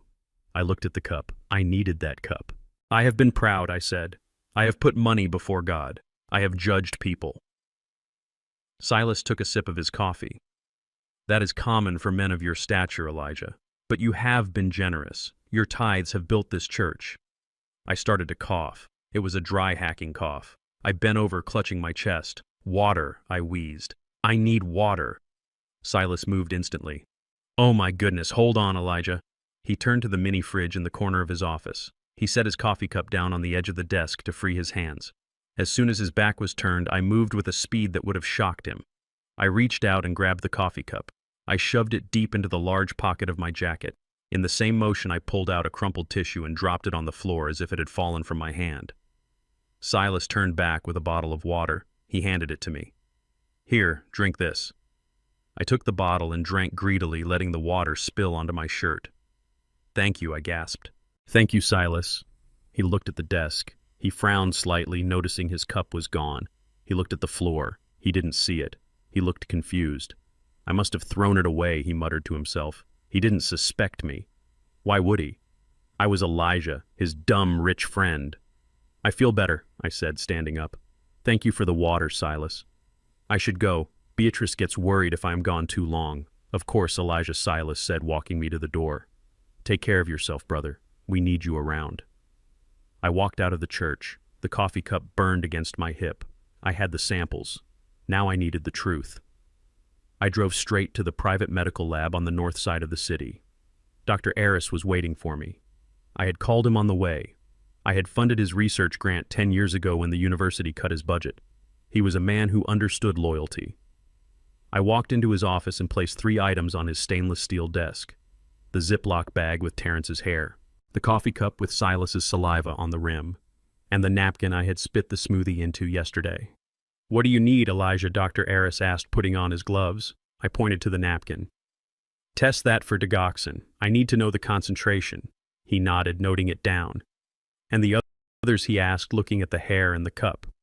I pointed to the bag. Sample A. I pointed to the cup. Sample B. Run a paternity test. I need to know if Sample B is the father of Sample A. Eris looked at me. He knew who Terrence was. He knew who Silas was. He saw the logo on the church coffee cup. His eyes widened slightly, but he didn't say a word.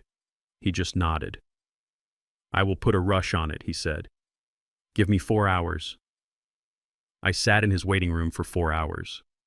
I didn't look at my phone. I didn't read a magazine. I just stared at the white wall. I thought about the last 32 years. I thought about every birthday party, every baseball game, every time I had told Terrence I was proud of him. I thought about Beatrice. I thought about how she looked at me when she handed me that smoothie. The door opened. Dr. Aris walked out. He held a manila folder in his hand. He looked pale. He looked like a man who was about to deliver a death sentence. Elijah, he said softly. Come in. I walked into his office. I didn't sit down. Just tell me, I said. He opened the folder. The napkin, he said. It is saturated with digoxin. The concentration is lethal. If you had swallowed that mouthful, you would have gone into cardiac arrest within the hour. It wasn't a maintenance dose, Elijah. It was an execution dose. I nodded. I felt nothing. No surprise, no fear, just a cold validation. And the DNA, I asked. Eris took a deep breath. He looked at the papers, then he looked at me. Sample A and Sample B share 99.9% genetic markers. The probability of paternity is absolute. He paused. Silas is Terrence's father. The world stopped spinning. The sound of the air conditioner faded away. The light in the room seemed to dim. I took the folder from his hand. I looked at the charts, the numbers, the undeniable scientific proof that my life was a fraud. 32 years. I had raised another man's son for 32 years. I had paid for his college. I had bought him his cars. I had given him my name. And all the while Silas was eating at my table, laughing at my jokes, and sleeping with my wife. I felt a cracking sensation in my chest. It wasn't my heart breaking. It was my heart turning to stone. The last vestige of warmth, the last drop of love I held for my family, evaporated. Thank you, doctor, I said. My voice was steady. It was the voice of a machine. I walked out of the lab. I walked out to my truck. I climbed into the driver's seat and placed the folder on the dashboard. I looked at it. It was just paper, but it weighed more than the truck itself. I did not cry. I did not scream. I sat there in the silence and let the truth wash over me. I was alone. I had always been alone. The wife I adored was a killer. The best friend I trusted was a traitor. The son I cherished was a stranger. I reached for my phone. I dialed Sterling. She answered on the first ring. Elijah, are you okay? She asked. I looked at the folder. Activate Protocol Omega, I said. Elijah. Wait, are you sure? Sterling asked, her voice urgent. There is no going back. This scorches the earth. I started the engine. The rumble of the motor felt good. It felt real. I am sure, I said. Sell the house, sell the company, liquidate the stocks, close the accounts. I want every asset converted to cash or donated to the orphanage trust by Friday. But Elijah, your family. Sterling started. I don't have a family, I cut her off. My voice was ice. I have enemies, and I am going to destroy them. I hung up the phone. I put the truck in gear.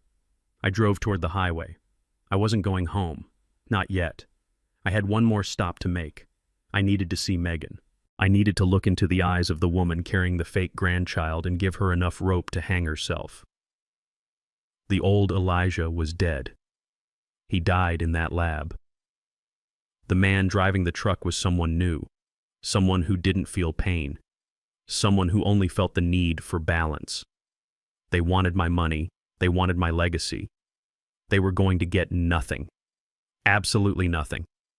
And I was going to watch them burn.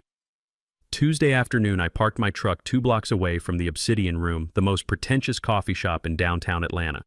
It was the kind of place that sold water for $10 a bottle and looked down on anyone who did not wear Italian leather. Megan had chosen the spot. She said it had the best lighting for her social media posts. I walked the 2 blocks, my cane tapping a steady rhythm on the pavement. I adjusted my tie, checking the small pearl button near the top. It was not a button. It was a high-definition lens with a microphone sensitive enough to pick up a whisper in a hurricane. I had bought it from a spy shop in Miami 10 years ago when I suspected a union rep of taking bribes. It still worked perfectly. I walked into the cafe. The air smelled of roasted beans and expensive perfume. Megan was sitting in a booth in the back corner. She was wearing oversized sunglasses and scrolling through her phone, her thumb moving at the speed of light. She didn't look up when I approached. She didn't stand to greet her father-in-law. She just pointed to the seat opposite her without taking her eyes off the screen. "Sit down, Elijah," she said. "You are late." I sat down slowly, groaning as my joints settled. I played the part. The tired, dying old man. "I am sorry, Megan," I said, my voice raspy. "Traffic was bad, and my eyes, they are not what they used to be."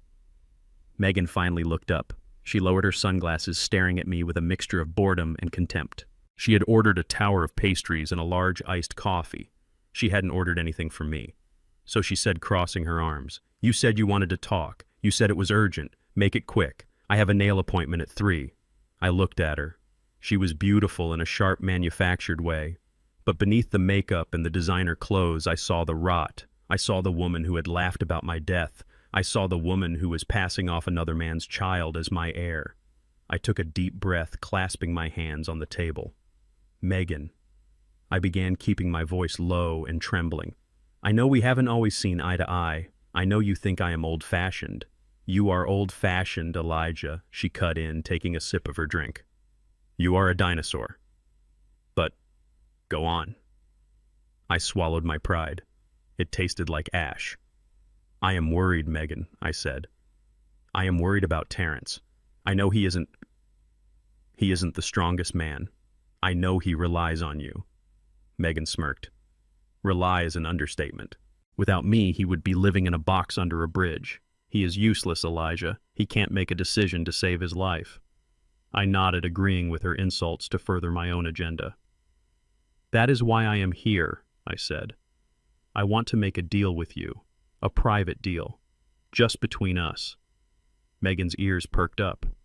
The boredom vanished. She leaned forward, her eyes narrowing. "What kind of deal?" she asked.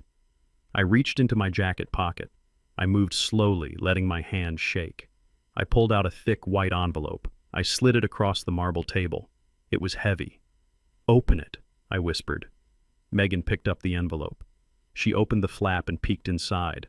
Her eyes went wide. It was cash. $500,000 in $100 bills. It was the emergency fund I kept in the floor safe at the warehouse. "What is this?" she breathed. "It is for you," I said. "Not for Terrence. Not for the baby. For you." "Why?" she asked, looking at me with suspicion. "Because I want to ensure my son is taken care of," I lied. "I know I am not going to be around much longer, Megan. That spell yesterday, it was a warning. When I am gone, Terrence will be lost. He needs a strong woman to guide him. He needs you." I reached out and touched her hand. She didn't pull away. She was too distracted by the money. "I want you to promise me you will stay with him," I said. "I want you to promise me you won't leave him when things get hard." "This is a retainer, Megan. $500,000. Tax-free. Nobody knows about it. Not Beatrice, not the lawyers, just us." Megan looked at the money, then at me. She started to laugh. It was a cold, dry sound that turned the heads of the people at the next table. $500,000, she said, shaking her head. "You think you can buy me for $500,000? I looked confused. "It is a lot of money, Megan. It is a fortune." To a truck driver, maybe, she sneered. She threw the envelope back onto the table. It slid across the marble and hit my water glass. "This is insulting, Elijah," she hissed. "Do you think I am stupid? Do you think I don't know what you have?" I blinked, feigning ignorance. "I don't understand." "Drop the act, old man," she snapped. "I have seen the files. I know about the offshore accounts in the Caymans. I know about the shell companies in Nevada. I know you have over $20 million hidden away that Beatrice doesn't even know about." My heart skipped a beat. She was bluffing. She had to be. My offshore accounts were buried under 5 layers of corporate anonymity. There was no way she could have found them. Unless Terrence had found the key to the safe deposit box. But Terrence was lazy. He never looked for anything. 20 million, I stammered. Megan, I don't have that kind of money. The business is struggling. Margins are thin. Liar, she shouted, slamming her hand on the table. Do not lie to me. I saw the statements. I know what you are worth, Elijah, and I want it all. All of it? I asked, my voice barely a whisper. Everything she said, her eyes burning with greed. I don't want a handout. I don't want a stipend. I want control. Next week at that party, you are going to sign over power of attorney to me, not to Terrence. To me, to you, I repeated, ensuring the microphone caught every syllable. But why? Terrence is the heir. Terrence is a puppet, she spat. I pull the strings. If you give it to him, he will just lose it or let his mother take it. I am the only one smart enough to manage that money. I want full control, Elijah. The accounts, the properties, the liquid assets, everything goes into a trust with my name on it. And if I say no, I asked. Megan smiled. It was a smile that belonged on a shark. If you say no, she said, leaning in close, her voice dropping to a venomous whisper, I will ruin you. Ruin me, I asked. How? I am an old man, Megan. What can you do to me? I can destroy your name, she said. I can destroy your legacy. You care about your reputation, don't you, Elijah? You care about what the church folks think. You care about your standing in the community. I nodded. Of course I do. A good name is all a man has. Well, here is what is going to happen, she said. If you don't sign everything over to me, I am going to go to the police. I am going to go to the news. And I am going to tell them that you touched me. The world stopped. I stared at her. The accusation was so vile, so evil, I felt physically sick. You wouldn't, I whispered. I would. She said, her face hard as stone. I will tell them you cornered me in the kitchen. I will tell them you groped me while Terrence was at work. I will say you threatened to cut us off if I didn't sleep with you. I will cry, Elijah, I am a very good actress. Who do you think they will believe? The pregnant young woman or the creepy old man with the power complex? I sat there, my mouth open. This was it. This was the bottom of the barrel. She was willing to accuse me of the worst crime imaginable just to get her hands on my money. Megan, please, I begged, putting a tremor in my voice. That would kill me. The shame would kill me. Good, she said, cold and unfeeling. Then give me the money and save yourself the embarrassment. Sign the papers next Sunday, give me the empire, and maybe I will let you visit your grandchild once a year. I looked down at the table. I looked defeated. I looked broken. Okay, I whispered. Okay, Megan, you win. I will do it. I will sign whatever you want. Just please don't say those things. Don't destroy my name. Megan smiled triumphantly. She reached out and patted my cheek. It was a patronizing gesture. Smart move, Elijah, she said. I knew you would see reason. She grabbed the envelope of cash from the table and shoved it into her purse. I will take this as a down payment, she said. Consider it a deposit on my silence. She stood up, adjusting her sunglasses. Don't be late for the party next week, she said. And Elijah, wear a nice suit. I want you to look good when you hand over my future.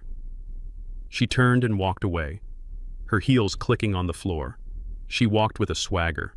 She thought she had won. She thought she had bullied an old man into submission.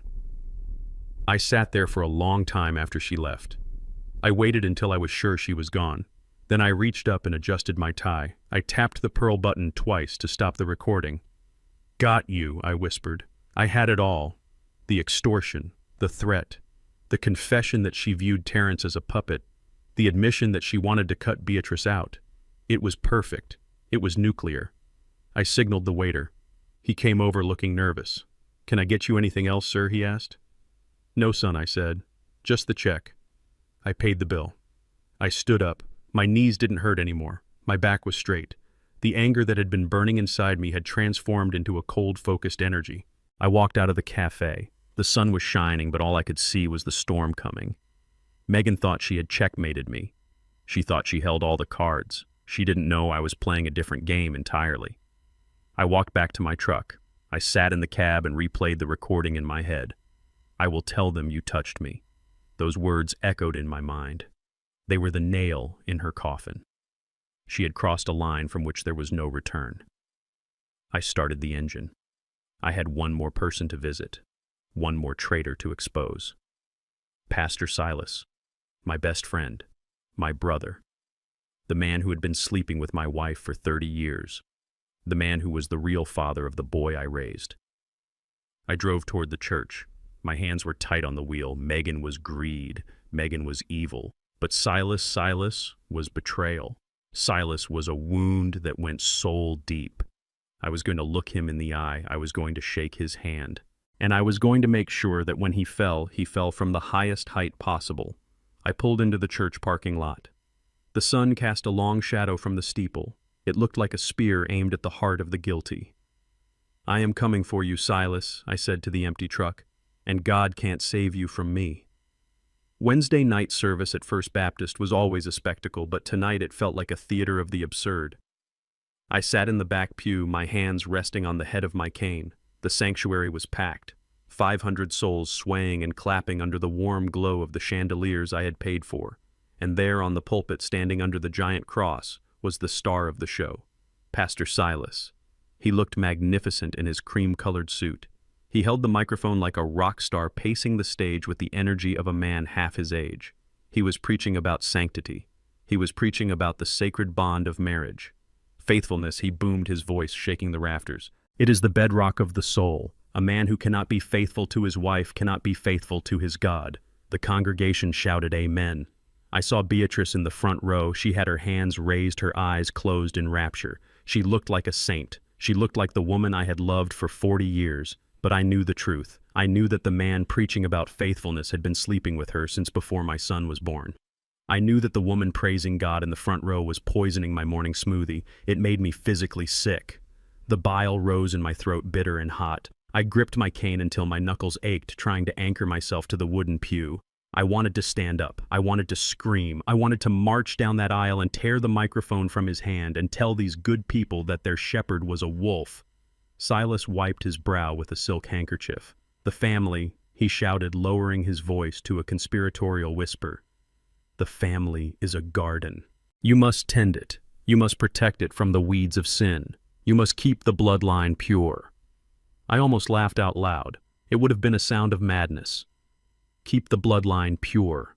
The audacity of this man. He had planted his own seed in my garden. He had watered it with my money. He had watched it grow while I did the work, and now he stood there lecturing me about weeds. I looked at Terrence sitting next to Beatrice. He was nodding along, soaking up every word. He worshipped Silas. He looked up to him. Of course he did. Blood calls to blood. I looked at the profile of my son, the slope of the nose, the set of the jaw. I looked at Silas. It was undeniable. It was not just a resemblance. It was a mirror. For 32 years I had been blind. I had seen what I wanted to see, but now the scales had fallen from my eyes and the truth was burning them. The service ended with a thunderous hymn. The choir sang about washing away sins. I stood there feeling dirty. I felt like the grime of their betrayal was coating my skin, and no amount of singing would ever wash it off.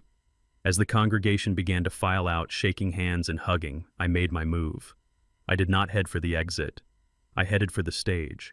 I moved slowly, dragging my leg, playing the part of the frail old man. People moved out of my way, offering sympathetic smiles. They saw Elijah Barnes, the pillar of the community who was fading away. They did not see the bomb that was ticking inside me. Silas was down by the altar greeting the faithful. He saw me approaching and his smile widened. It was a smile of ownership. He thought he owned this church. He thought he owned my wife. He thought he owned my legacy. "Elijah," he said, opening his arms. "So good to see you, brother. Beatrice said you were feeling better." I stopped in front of him. I leaned heavily on my cane, letting my shoulders slump. "I am trying." "Silas," I said, my voice weak. "The spirit is willing, but the flesh is weak." Silas chuckled, placing a heavy hand on my shoulder. "The Lord sustains us, Elijah. He gives strength to the weary." I looked him in the eye. I searched for a flicker of guilt, a hint of shame. There was nothing, just a smooth, polished surface of arrogance. "I was listening to your sermon," I said. "Powerful words, Silas, about family, about bloodlines. It is the foundation of everything," Silas said, nodding gravely. "Without family, we are nothing." I looked over at Terrence, who was chatting with some deacons near the exit. "You know, Silas," I said, keeping my voice low, conversational. "I was looking at Terrence tonight. Really looking at him." Silas's hand tightened slightly on my shoulder. "Just a fraction." "Is that so?" he asked. And what did you see? I turned back to Silas. I looked at his forehead. I looked at his chin. It is the strangest thing, I said, scratching my head in feigned confusion. The older he gets, the more he looks like you. The air between us froze. The sounds of the church seemed to fade away. It was just me and him standing on the altar of his lies. I watched his eyes. I waited for the panic. I waited for the denial. But it didn't come. Instead, his smile changed. It didn't disappear, but it shifted. The corners of his mouth turned up in a smirk that was pure condescension. He looked at me like I was a child who had almost solved a puzzle but was still missing the last piece. He thought I was senile. He thought I was just an old man making a rambling observation. He felt so safe, so untouchable, that he decided to gloat. "Well, Elijah," he said, his voice dripping with false humility. "They say that spiritual fathers leave a mark on their sons. I have prayed over that boy since he was in the womb. I have laid hands on him. I have guided him." He leaned in closer, his cologne overpowering the smell of the church wax. "It is a blessing, Elijah," he whispered. "It is the impartation of the Spirit. Sometimes when we pray hard enough, God molds the clay in our image. Beatrice and I, we prayed very hard for that boy. You were always so busy with the trucks. Someone had to do the spiritual work." I felt a coldness spread through my chest that was absolute zero. He was admitting it. He was twisting it into some perverse theological miracle, but he was admitting it. He was telling me to my face that while I was out working 18-hour days to build this empire, he was in my bed molding the clay. He was mocking me. He was laughing at me. I gripped my cane. I visualized lifting it and bringing it down across his smiling face. I visualized shattering that jaw that preached lies. The violence in my mind was vivid, terrifyingly real. But I did not move. I could not. Not yet. If I struck him now, he would be the martyr. He would be the victim of a crazy old man. I needed him to fall from a greater height. I needed the whole world to see him for what he was. "You are right, Silas," I said, forcing a smile that felt like it cracked my face. "You did the work. You certainly did the work." I reached into my jacket pocket. "That is actually why I wanted to talk to you," I said, changing the subject abruptly. I felt the checkbook in my hand. It was the bait. Silas blinked, confused by the shift, but his eyes drifted to my hand. He smelled money. Greed was the only thing stronger than his vanity. "What is it, Elijah?" he asked. I pulled out the check I had written in the car. It was for $50,000. "Next Sunday," I said, holding the check just out of his reach. "The reception, the transfer of power. I want it to be perfect. I want it to be the biggest event this church has ever seen." Silas's eyes locked onto the numbers. "Elijah, that is incredibly generous." I handed him the check. He took it, his fingers brushing mine. His skin felt dry like parchment. "I have a condition, Silas," I said. "Anything, Elijah. For you, anything. I want the technology to be flawless," I said. "I want every screen in this complex turned on. The big screens in the sanctuary, the monitors in the overflow rooms, the screens in the parish hall. I want the live stream running to your Facebook page, your YouTube channel, everything." Silas looked confused, but he was already mentally spending the $50,000. "You want it broadcast?" he asked. "I want the world to see," I said, my voice rising with feigned passion. "I am handing over the Barnes legacy. I am stepping down. I want my testimony to reach everyone. I want them to see the family. I want them to see the truth." Silas beamed. He clapped his hands together. "It shall be done, Elijah. We will have the media team working overtime. We will broadcast your generosity to the four corners of the earth. It will be a celebration of stewardship." He was ecstatic. He thought he was getting a show. He thought he was getting the spotlight. He had no idea he was setting the stage for his own execution. "Excellent," I said. "I want you to manage the feed, Silas. I want you to introduce me. I want you standing right next to me when I make the announcement." "It would be my honor," he said, tucking the check into his suit pocket. I nodded. I looked at the cross behind him. It hung there silent, a witness to everything. "I should go," I said. "Beatrice will be waiting. She wants to make sure I take my medicine." Silas patted my arm.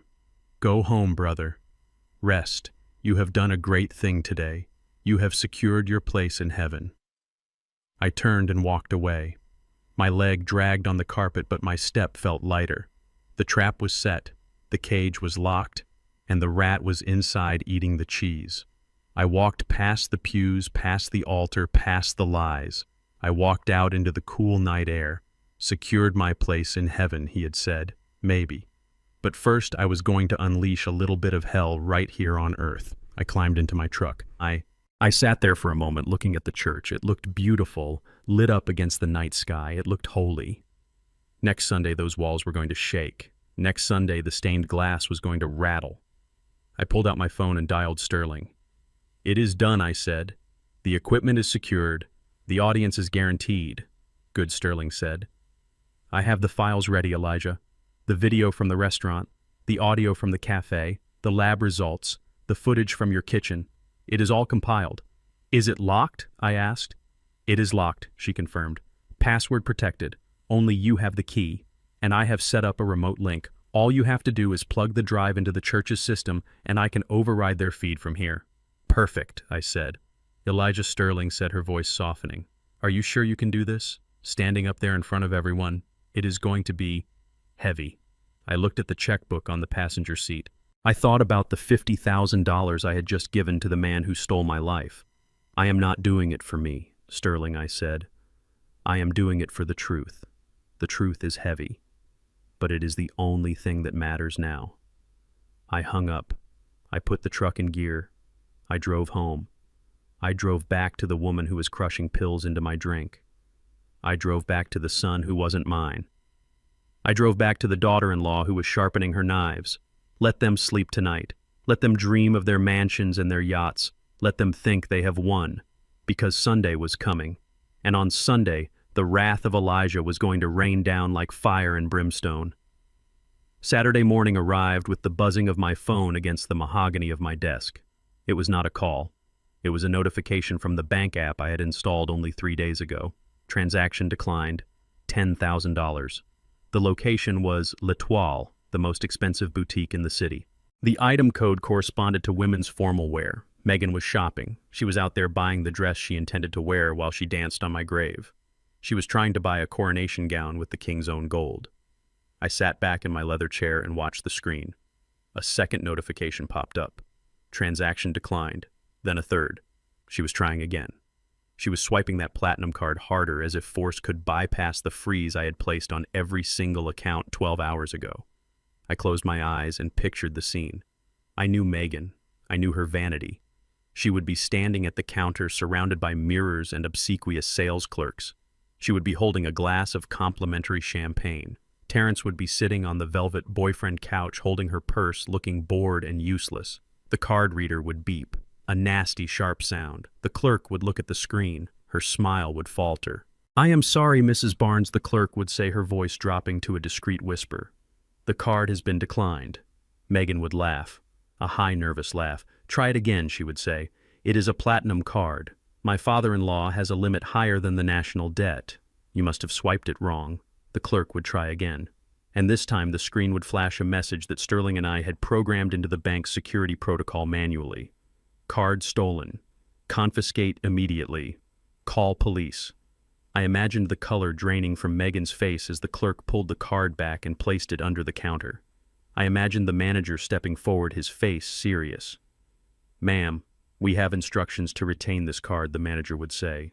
"The bank has flagged it as stolen property. Please do not make a scene or we will have to contact the authorities." Stolen Megan would shriek. "It is my card. My name is on the authorized user list. Not anymore." As of midnight last night, Megan Barnes did not exist in the financial system of the Barnes empire. She was a ghost, a squatter. I watched the notifications stop. Silence. She had given up. She was probably storming out of the store right now, dragging Terrence behind her, leaving the $10,000 dress on the counter. She was humiliated. She was furious. And she was terrified. Because if the card didn't work, that meant the money wasn't flowing. And if the money wasn't flowing, her house of cards was starting to shake in the wind. I stood up and walked to the window. I looked out at the driveway. My truck was there. My freedom. I checked my watch. 11:00 a.m. Right on schedule. My phone rang. It wasn't a notification this time. It was a call. Beatrice. I let it ring 3 times. I needed her to sweat. I needed her panic to build until it was choking her. On the fourth ring, I picked up. "Hello, Bay." I said, my voice calm, slow, the voice of a man enjoying a lazy Saturday morning. "Elijah," she screamed. She wasn't pretending to be sweet anymore. Her voice was a jagged edge. "What did you do?" I pulled the phone away from my ear. Even over the line, I could hear her hyperventilating. "What do you mean, B?" I asked, feigning confusion. "I am just reading the paper. Is everything okay?" "The accounts, Elijah?" she shrieked. "I went to the ATM to get cash for the caterer's tip. It ate my card. It said, 'The account is frozen.' I checked the online portal. Everything is locked. Checking, savings, the investment portfolio. It says, 'Access denied.' Zero balance. What did you do?" I paused. I let the silence stretch. I could hear her breathing, ragged and harsh. She was envisioning her life crumbling. She was seeing the Miami condo disappearing. "Oh, that," I said casually. "Yes, the bank called me this morning. Terrible business, really." "What business?" Beatrice demanded. "Fix it, Elijah. Fix it right now. We have the party tomorrow. We have vendors to pay." "Calm down, Bay," I said soothingly. "It is just a security measure." The bank manager, Mr. Henderson, called me at dawn. He said their systems detected a massive hacking attempt originating from a foreign IP address. Someone was trying to drain the main trust fund. "A hacking attempt," she repeated. Her voice wavered. She was calculating. Was it true? Or did I know? "Yes." I continued, lying through my teeth. "They traced the digital footprint. They said it looked like it was coming from... Well, it is funny, actually. They said it was linked to Megan's laptop. Probably a virus she picked up. You know how young people are always clicking on things they shouldn't." I heard a gasp on the other end. I had just thrown a grenade into their alliance. Beatrice would immediately suspect Megan. She would think Megan tried to steal the money early, tried to cut Beatrice out before the old man died. "Megan," she whispered. "That stupid girl." So Mr. Henderson had to freeze everything I explained. "It is standard protocol. Protocol Omega, they called it. He said it takes 48 hours to scrub the system and reset the firewalls. We cannot access anything until Monday." "Monday," Beatrice shouted. "The party is tomorrow, Elijah. The transfer of power is tomorrow. Silas is coming. The board is coming. We cannot have a reception with declined credit cards. We will be the laughing stock of Atlanta." I chuckled a soft, senile sound. "Do not worry, B," I said. "I have it covered." I told Henderson to issue a special authorization. "I have a checkbook, a verified cashier's checkbook. I can write checks tomorrow." "Old school, pen and paper." "Checks?" she asked, hopeful. "Yes," I said. "I will bring it to the church. When I sign the deed over to the new heir, I will also write a check to cover all the expenses, and maybe a little bonus for everyone for the trouble. $1 million for the new head of the family to get started." I heard her exhale. The tension left her voice, replaced by greed. $1 million. Cashier's check. That was real money. That was liquid. "Okay," she breathed. "Okay, Elijah, that scares me. But we can make it work. Just bring the checkbook. Do not forget it." "I won't." "B." I promised. I never forget the important things. "Where are you now?" she asked, suspicion creeping back in. "I am at the barber shop." I lied. "Getting a trim. I want to look my best for tomorrow. It is a big day." "Yes," she said. "A big day. Hurry home, Elijah. I need you here." She hung up. I stared at the phone. She bought it. She bought the lie because she had no choice. The alternative was that I knew everything, and if I knew everything, she was going to prison.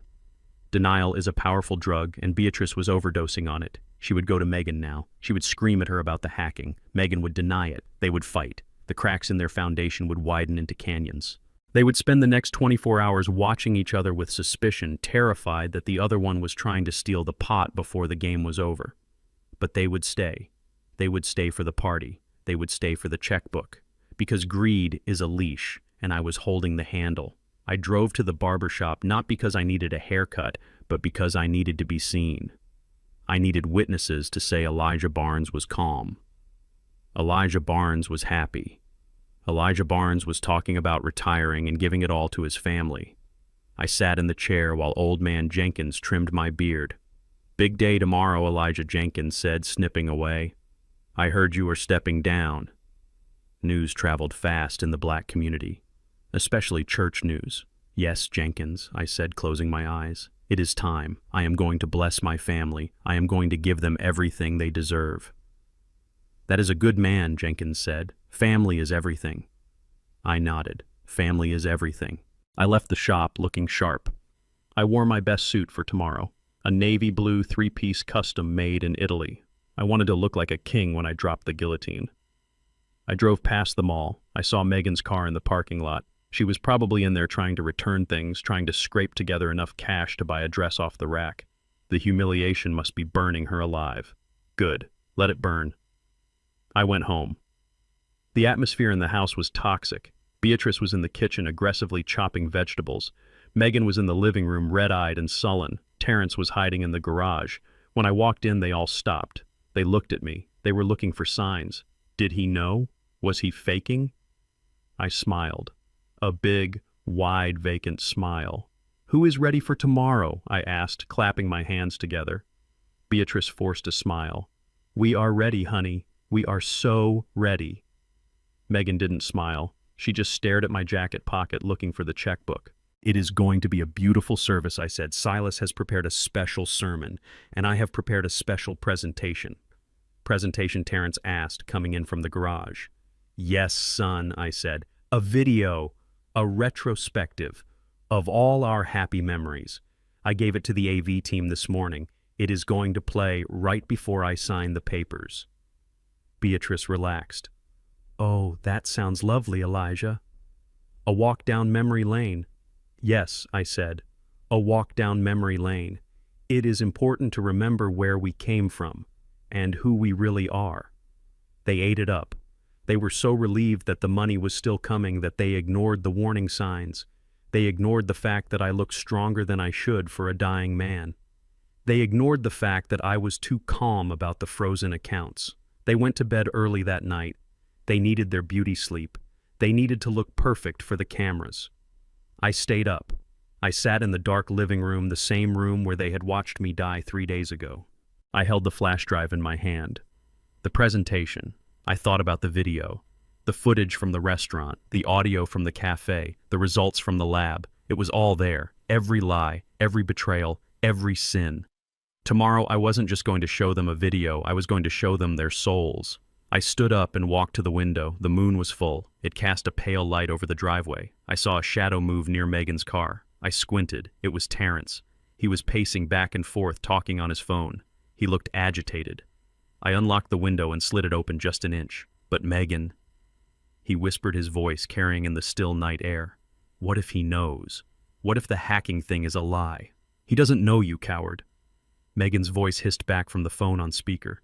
He is senile. He is old. He believes whatever we tell him. Just stick to the script. Tomorrow we get the check. Then we put him in a home.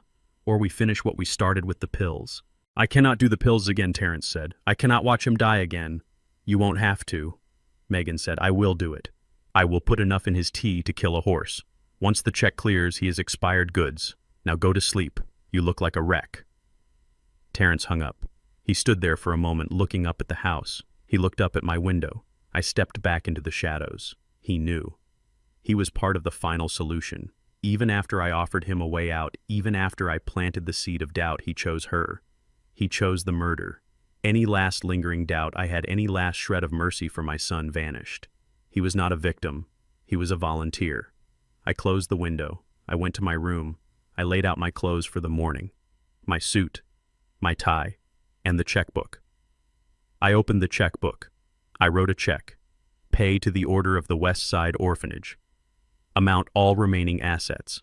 I tore the check out and put it in my inside pocket. I wrote another check. Pay to the Order of Terrence Barnes. Amount $0.00. I wrote a third. Pay to the Order of Beatrice Barnes. Amount $0.00. I put those checks in the book. I went to bed. I slept like a baby. It is amazing how peaceful you feel when you have made peace with destruction. Tomorrow was Sunday, the Lord's Day, and Elijah Barnes was bringing the judgment. The parking lot of First Baptist Church looked less like a place of worship and more like a luxury car dealership.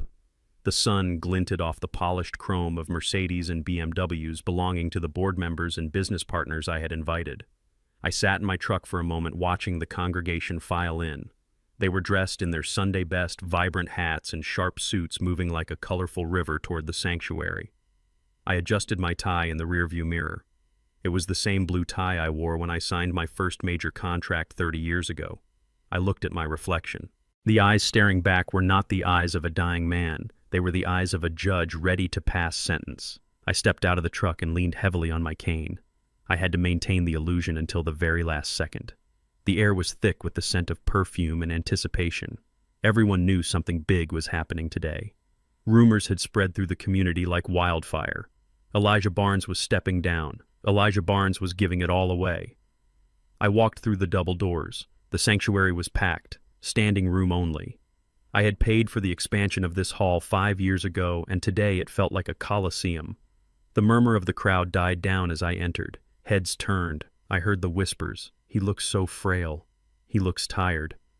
Poor Elijah. I walked down the center aisle. My leg dragged slightly on the carpet, a performance I had perfected over the last week. At the front row in the seats of honor sat the people who wanted me dead. Beatrice was wearing a white hat with a wide brim, looking like the Queen Mother. She dabbed at her dry eyes with a handkerchief, playing the role of the devoted wife supporting her ailing husband. Next to her was Megan. She was wearing a modest dress that hid her figure, trying to look like the dutiful daughter-in-law. She was holding Terrence's hand. Her grip looked tight, painful. Terrence looked like he was about to faint. He was sweating despite the air conditioning. He knew the stakes. He knew that today he either became a millionaire or a pauper. And up on the pulpit, standing tall and proud, was Pastor Silas. He was wearing a robe with gold embroidery. He looked down at me with a benevolent smile, the smile of a man who thinks he has gotten away with the ultimate sin. He nodded to the camera crew I had hired. The red lights on the cameras were glowing. We were live. Thousands of people were watching online along with the hundreds in the room. Silas stepped up to the microphone. His voice boomed through the speakers, rich and commanding. "Brothers and sisters," he said, spreading his arms wide, "today is a day of celebration, a day of transition. We are here to honor a pillar of this community, a man who has given so much to this church and to this city, Mr. Elijah Barnes." The congregation applauded. It was a warm, genuine sound. These people respected me. They didn't know I was surrounded by vipers. Silas beckoned me forward. "Come up here, Elijah. Come share your heart with us." I climbed the steps to the stage, slowly gripping the handrail. Every step was a struggle, or so I made it seem. Silas reached out and took my arm, helping me to the podium. His touch made my skin crawl. It took every ounce of my willpower not to recoil from the man who had slept with my wife and fathered the boy I raised. "Thank you, Silas," I said into the microphone, my voice raspy and weak. "Thank you for your friendship." Silas patted my back. "The pulpit is yours, brother." I looked out at the sea of faces. I saw my business partners in the second row. I saw the bank manager who had frozen my accounts on my orders. I saw Sterling sitting in the back corner, her laptop open, her finger hovering over the enter key. She gave me an almost imperceptible nod. The trap was armed. I looked down at the front row. Beatrice was beaming up at me. She tapped her purse. I knew what she was signaling. The checkbook. She wanted to make sure I had brought the checkbook. Megan was leaning forward, her eyes hungry, devouring me. She was mentally counting the money. I took a deep breath. "Friends, family, partners," I began. My voice shook just enough to sell the act. "You all know me as a businessman, a man who built a logistics empire from dirt. I have spent my life moving things from point A to point B. I have spent my life negotiating deals, reading contracts, and ensuring that the ledger is always balanced." I paused. I let the silence stretch. "But life is not a business deal," I continued. "Life is about legacy. It is about what we leave behind. Lately, my health has not been what it used to be. I had a spell last week, a moment where I saw the darkness, and in that darkness, I saw the truth." Beatrice nodded vigorously, dabbing her eyes again. She loved this narrative. It fit her script perfectly. "I realize that I have been holding on too tight," I said. "I have been trying to control everything, but a man cannot control the wind. He can only adjust his sails. I have decided that it is time to rest. It is time to hand over the burden of my wealth to those who have earned it, to those who truly deserve it. Megan squeezed Terrence's hand so hard I saw him wince. She was practically vibrating. She thought I was talking about her. She thought she had earned it by threatening to destroy my reputation. I have spent the last week praying, I said. I have spent the last week watching my family, observing them, seeing how they treat me when they think I am weak, seeing how they care for me when they think I am dying. And I have seen things, wonderful things, terrible things. I saw Beatrice frown slightly. The word terrible wasn't in the script. So today I continued, my voice gaining strength, the rasp disappearing. I am going to make a decision that will change the future of the Barnes family forever. I am going to sign over the entirety of my estate, the company, the properties, the liquid assets, everything. A gasp went through the room. This was it, the moment they had killed for. I reached into my inner jacket pocket. I pulled out the checkbook. It was a long, leather-bound book. I held it up. In this book lies the future, I said. Megan let out a small, audible squeak of excitement. Beatrice and she locked eyes. They smiled. It was a smile of pure, unadulterated triumph. They held hands. The black mother-in-law and the white daughter-in-law, united by greed, squeezing each other's fingers in victory. They thought they had won. They thought the old man was finally doing exactly what he was told. But I said, lowering the checkbook, before I sign anything, before I hand over the keys to the kingdom, I think it is important that we all understand exactly who we are. I think it is important that this community, this church, and the world sees the true heart of the Barnes family. I looked at Silas. He looked confused. This wasn't part of the run sheet. I have prepared a video, I said, a retrospective, a collection of moments that capture the essence of the love that surrounds me. I want you all to see what I see. I want you to see the truth. Beatrice relaxed. She leaned back. She thought it was going to be a montage of family picnics and Christmas mornings. She thought it was going to be a tribute to her sainthood. Silas stepped forward, reaching for the microphone. That sounds beautiful, Elijah. A tribute to a godly family? Yes, I said, stepping back from the podium. A tribute. Sterling, if you please. I looked at Sterling in the back. She hit the key. The massive LED screens behind the choir loft flickered to life. The screens in the overflow rooms lit up. The live stream feed switched from the camera on my face to the direct feed from the computer.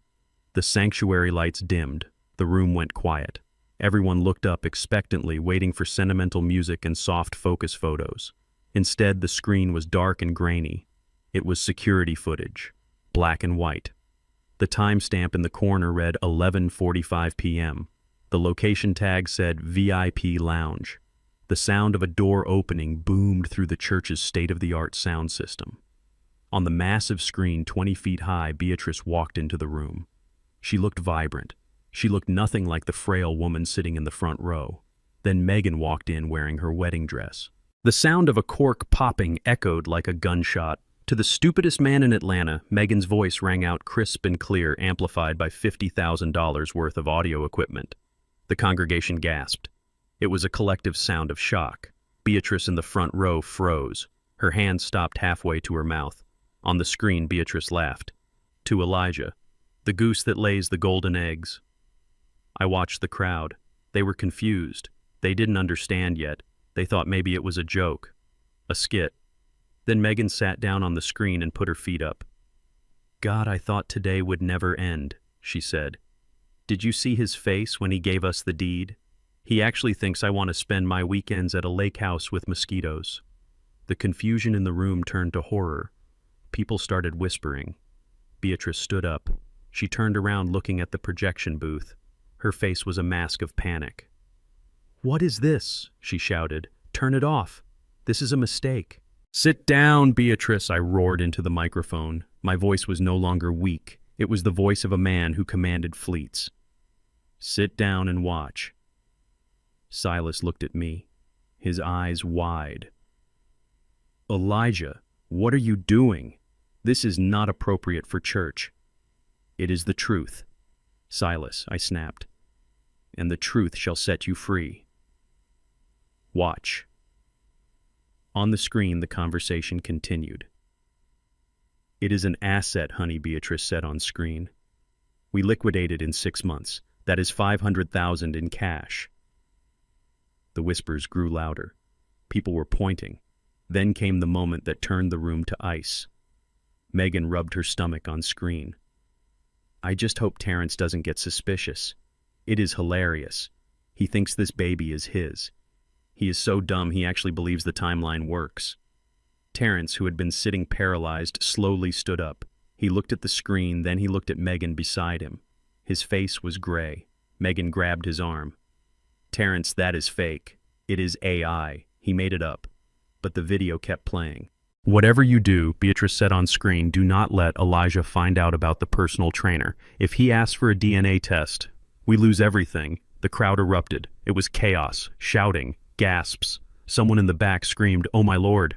Beatrice was screaming now. Stop it. Stop it right now. Silas, do something. Silas moved toward the soundboard, his face pale. Cut the feed, he yelled to the tech crew. Do not touch that board, I shouted, pulling back my jacket to reveal the shoulder holster I wore for security when I carried cash.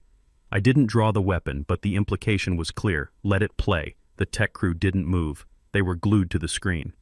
Megan stood up on the screen and poured more champagne. So what about the main event? When does Elijah retire permanently? Beatrice on screen took a sip. Soon. I switched his heart medication 3 weeks ago. I have been crushing digoxin into his morning smoothies. One day he will just go to sleep and not wake up. The sanctuary went silent. Absolute deathly silence. The kind of silence that happens when a bomb goes off and the air is sucked out of the room. Poison. Murder. Beatrice collapsed into her pew. She didn't faint. She just crumpled under the weight of 500 witnesses seeing her soul. Terrence was staring at his mother. He looked like a man who had just been shot. Mom, he whispered. Mom, you said he was sick. The video ended. The screen went black for a second. Then a new image appeared. It was shaky footage, hidden camera footage. It was me and Megan at the cafe. If you say no, Megan's voice hissed through the speakers. I will ruin you. I will tell them you touched me. The crowd roared with outrage. Men stood up, fists clenched. Women covered their mouths. I will tell them you cornered me in the kitchen. I will say you threatened to cut us off if I didn't sleep with you. Megan in the front row covered her face with her hands. She was sobbing, but nobody was comforting her. People were moving away from her as if she were contagious. I stood at the podium looking down at them. I looked at the wreckage of my family. You wanted a show, I said into the microphone. You wanted a legacy. Well, here it is. But I am not done, I said. There is one more truth, one more secret that has been hidden in this church for 30 years. I turned to Silas. He was trembling. He knew what was coming. He tried to run toward the side exit, but the deacons, the men I had helped for years, blocked his path. I signaled Sterling. The screen changed one last time. It showed a document, a DNA test. Sample A. Terrence Barnes. Sample B. Silas Jenkins. Probability of paternity 99.9%. The gasp that went through the room this time was not shock. It was a sound of collective heartbreak. I looked at Terrence. He looked at the screen. He read the words. He looked at Silas. No, he wailed. It was a sound of pure agony. No. I looked at Silas. You wanted to keep the bloodline pure, Silas, I said, my voice cold as the grave. You wanted to mold the clay. Well, there is your masterpiece. The church was in pandemonium. But I stood still. I stood tall. I had burned it all down. And now I was just watching the ashes fall. The massive LED screen behind the choir loft flickered to life.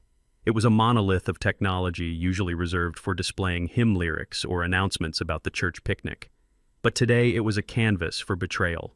The image that appeared was not a slideshow of family vacations or Christmas mornings. It was grainy black and white footage. The timestamp in the corner read 11:45 p.m. The location tag was stark and clinical. VIP Lounge. The silence in the sanctuary was absolute. It was the kind of silence that precedes a tornado. 500 people held their breath simultaneously. On the screen, a door opened. Beatrice walked in. She was not the frail, teary-eyed woman currently sitting in the front pew dabbing at her eyes with a lace handkerchief. The woman on the screen was vibrant. She walked with a swagger. She went straight to the minibar and popped a bottle of champagne with expert ease. Then Megan entered. She was still wearing her wedding dress. She kicked off her heels and flopped onto the sofa. The audio kicked in. I had paid extra for the sound engineering, and it was worth every penny. The voices were crisp, clear, and booming through the sanctuary speakers. To the stupidest man in Atlanta, Megan said, raising her glass. Beatrice laughed. It was a cold, harsh sound that echoed off the vaulted ceilings of the church. To Elijah. The goose that lays the golden eggs. A gasp rippled through the congregation. It started in the front rows and moved backward like a wave. I saw my business partners exchange confused glances. I saw the bank manager lean forward, his eyes narrowing. Beatrice in the real world froze. Her hand stopped mid-air, holding her handkerchief. She stared at the screen, her mouth slightly open. The video continued. Megan put her feet up on the coffee table. God, I thought today would never end, she said on the screen. Did you see his face when he gave us the deed? He actually thinks I want to spend my weekends at a lake house with mosquitoes. Beatrice on screen took a sip. It is an asset, honey. We liquidate it in 6 months. That is $500,000 in cash. The whispering started. It was a low buzz at first, but it was growing. People were turning to look at Beatrice. They were looking at the woman they thought was a saint. Then came the part that I knew would twist the knife. Megan rubbed her stomach on the screen. I just hope Terrence does not get suspicious. It is hilarious. He thinks this baby is his. He is so dumb he actually believes the timeline works. Terrence, who had been staring at the floor, slowly lifted his head. He looked at the screen. Then he turned his head slowly, mechanically, to look at Megan sitting beside him. His face was the color of ash. Megan grabbed his arm, her nails digging into his suit jacket. Terrence! That is not real, she hissed. But the video was relentless. Whatever you do, Beatrice said on screen, her voice magnified to a roar. Do not let Elijah find out about the personal trainer. If he asks for a DNA test, we lose everything.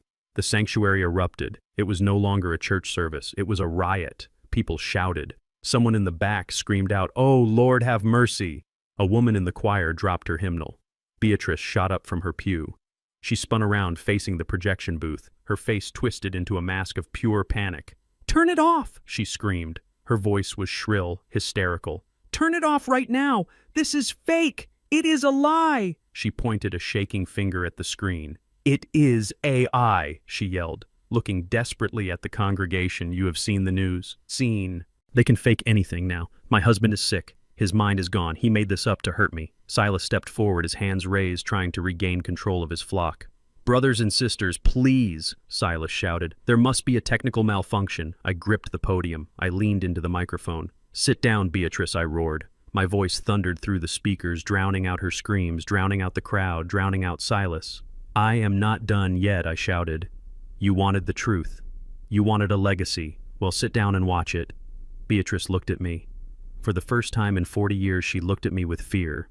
She saw the man she thought she had killed standing there like an avenging angel. She collapsed back into the pew, not because she wanted to obey, but because her legs gave out. The screen flickered again. The image changed. This time it was shaky footage. The angle was low, looking up from a button on a shirt.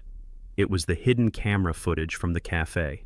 The setting was the Obsidian Room. The lighting was moody, but Megan's face was clear. She was wearing oversized sunglasses, looking bored and arrogant. The audio was intimate. It sounded like she was whispering directly into the ears of every person in the room. "If you say no," Megan's voice hissed, "I will ruin you." The crowd went silent again. The shock of the first video had stunned them, but this was different. This was predatory. "I will tell them you touched me," Megan said on the screen. "I will tell them you cornered me in the kitchen. I will say you threatened to cut us off if I did not sleep with you." A collective groan of disgust rose from the pews. The men in the room, fathers, grandfathers, brothers, clenched their fists. To accuse a man of that, to weaponize his reputation against him, it was a sin that went beyond greed. It was evil. "I will cry." "Elijah?" Megan continued on screen, a cruel smile playing on her lips. "I am a very good actress. Who do you think they will believe? The pregnant young woman or the creepy old man?" In the front row, Megan covered her face with her hands. She curled into herself, trying to disappear. Terrence pulled his arm away from her violently. He shifted in the pew, putting inches of space between them. He looked at her with a mixture of horror and revulsion. I looked down at them. I felt no pity. I felt only the cold satisfaction of justice. But I wasn't finished. I had one more clip. The smoking gun. Sterling hit the key. The screen changed again. This time it was high-definition color footage. It was from the hidden camera I had installed in the kitchen light fixture just 3 days ago. The timestamp was recent, Wednesday morning. The camera looked down on the granite island. Beatrice was there. She was humming Amazing Grace, the same song she sang in the choir. The sound of her humming filled the church haunting and twisted. She opened a small pill bottle. She poured a handful of white pills onto the counter. She took a heavy mortar and pestle and began to crush them. The grinding sound was amplified. Grind, grind, grind. She scooped the white powder into a glass. She poured green liquid over it. She stirred it. Then she picked up her phone. The audio picked up her voice clearly. "He is coming back," she said into the phone. "I put a double dose in. It should happen quickly today.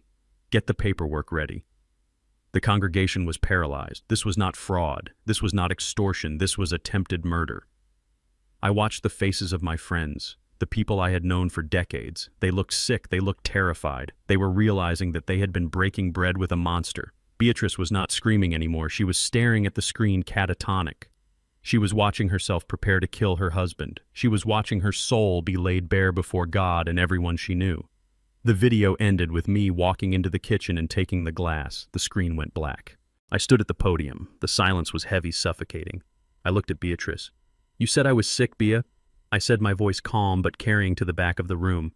"You told everyone I was weak. You told them I was dying." I reached into my pocket and pulled out the handkerchief, the one I had spit the smoothie into.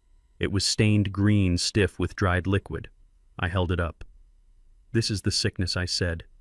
"Digoxin, crushed into my breakfast by the woman who swore to love me until death do us part." I tossed the handkerchief down onto the floor in front of the pulpit. It landed with a soft thud. "You wanted death," I said.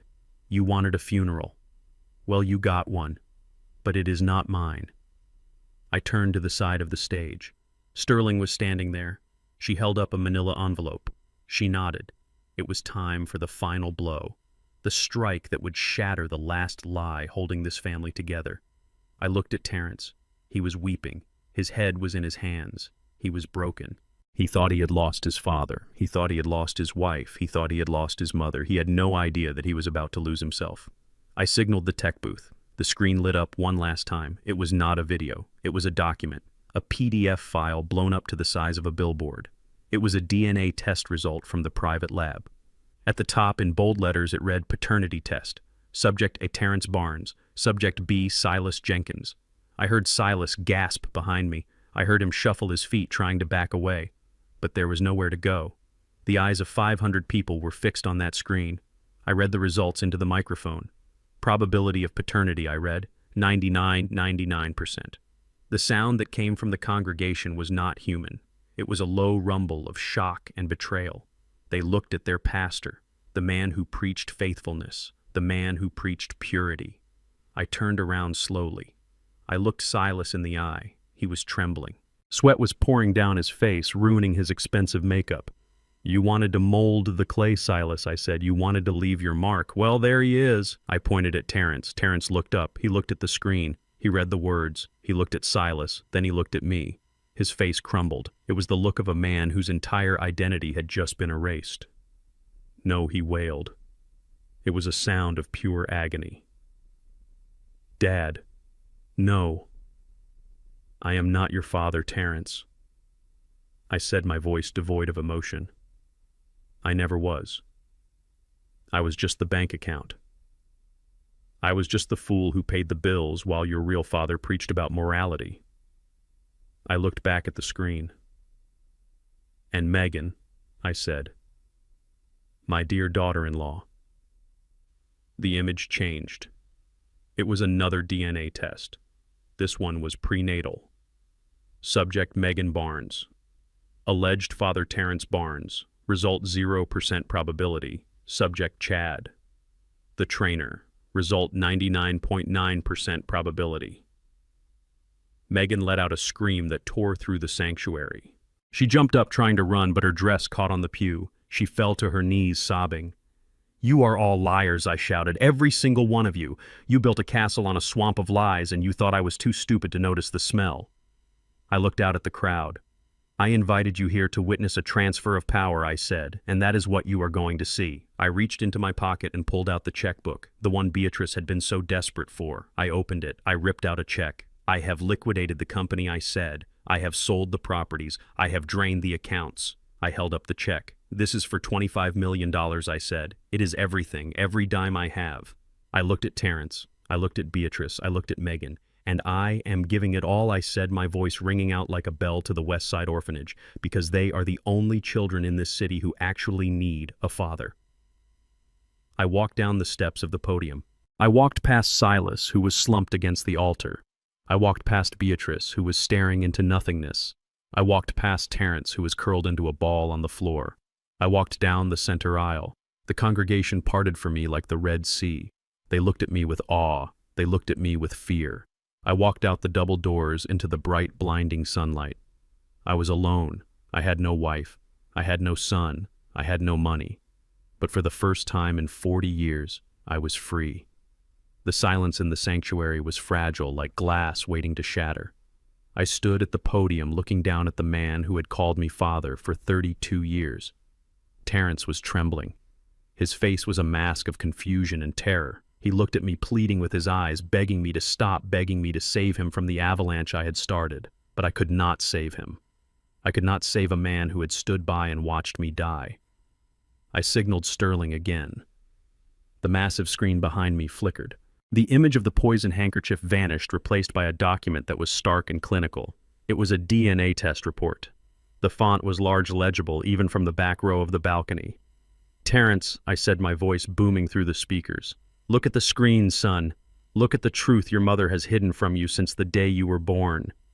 Terrence slowly turned his head. He looked at the screen. The words were undeniable. Paternity test. Alleged father Elijah Barnes. Probability of paternity 0%. A gasp ripped through the crowd. It was a collective intake of breath that sucked the oxygen out of the room. But I wasn't done. The slide changed. A new document appeared. Alleged father Silas Jenkins. Probability of paternity 99.9%. I watched the realization hit Terrence like a physical blow. He staggered back, clutching the pew for support. He looked at the screen, reading the name over and over again. Silas Jenkins. The man he called Uncle Silas, the man who had baptized him, the man who was currently cowering against the altar trying to find a way out. "You are not my son, Terrence," I said, my voice cold and devoid of the warmth I had given him for 3 decades. "You never were. You were a cuckoo bird laid in my nest. I fed you, I clothed you, I educated you. But you do not share my blood. You share his." I pointed a shaking finger at Silas. The pastor was sweating profusely, his expensive suit stained with perspiration. He looked at Terrence, and for the first time I saw fear in his eyes. Not fear of God, fear of the mob. Silas tried to move. He lunged toward the side door designated for the choir, but the deacons were faster. These were men I had helped, men whose mortgages I had paid, men whose children I had sent to camp. They blocked the door. Their arms crossed their faces set in stone. Silas bounced off them like a rubber ball. He was trapped. Terrence looked at Silas. He looked at the man's forehead. He looked at the man's chin. He saw the mirror image of his own face. 32 years of lies came crashing down. "Mom," Terrence whispered, turning to Beatrice. "Mom, tell him it is a lie. Tell him it is AI." Beatrice did not answer. She sat frozen, staring at nothing. Her world had ended. She knew there was no lie big enough to cover this. Her silence was the loudest confession in the room. Terrence let out a sound that was half sob, half scream. He grabbed his hair, pulling at it as if he could rip the truth out of his mind. He looked at me, his eyes wide and wet. "Dad, please," he begged. "It doesn't matter. I am still your son. I am still Terrence." I looked at him. I felt a flicker of the old love, the ghost of the father I used to be. But then I remembered the DNR. I remembered his hesitation. I remembered him signing the paper while I lay on the floor. "No," I said softly. "You are not my son. A son protects his father. A son does not sign his father's death warrant for a check. You are Silas's son.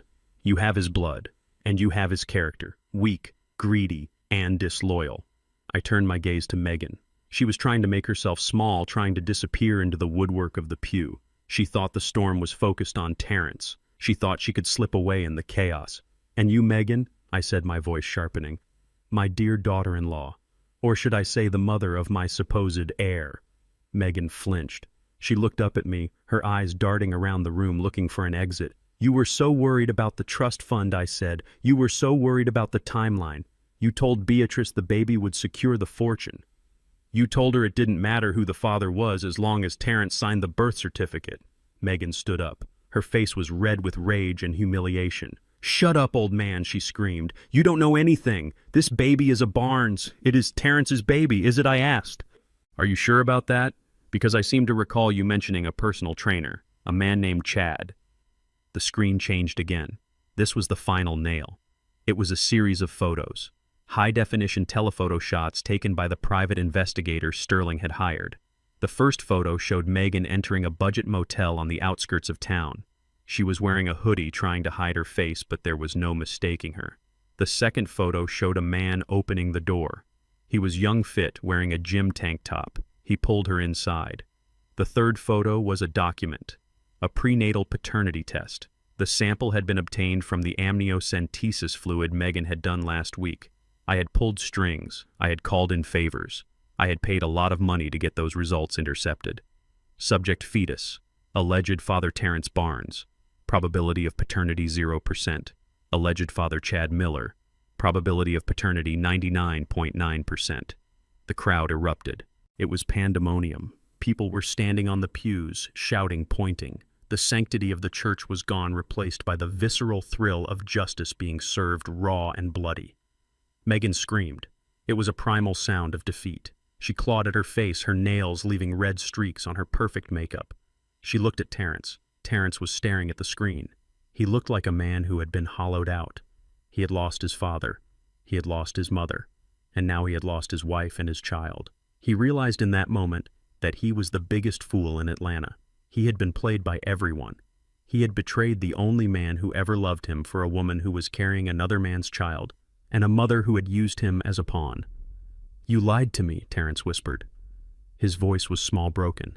You said it was mine. You swore on your life it was mine. Megan turned on him, her face twisted into a mask of pure venom. Of course I lied, she spat. Look at you. You are pathetic. You are weak. Why would I want a child with you? I wanted the money, Terrence. I wanted the life. Chad has no money. He lives in a studio apartment. You were my ticket out. And you were too stupid to see it.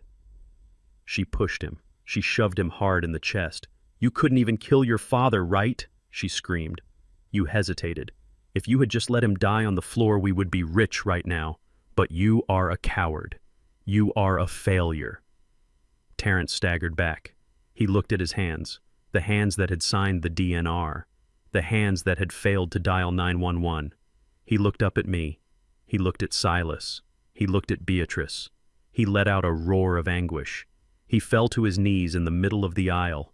He beat his fists against the carpet. He wailed like a wounded animal. It was the sound of a man realizing he had sold his soul for absolutely nothing. I watched him. I felt no satisfaction, only a deep, cold hollowness. The surgery was complete. The cancer had been cut out. But the patient was left with a gaping wound that would never heal. I looked at the congregation. They were stunned silent now, watching the destruction of the Barnes family. They had come for a celebration. They had gotten a massacre. This is the truth, I said into the microphone, my voice weary. This is the legacy you all envied. Lies, adultery, theft, murder. I looked down at the three people in the front row and the man cowering by the altar. I am done, I said. I am washing my hands of you, all of you. But the law isn't done.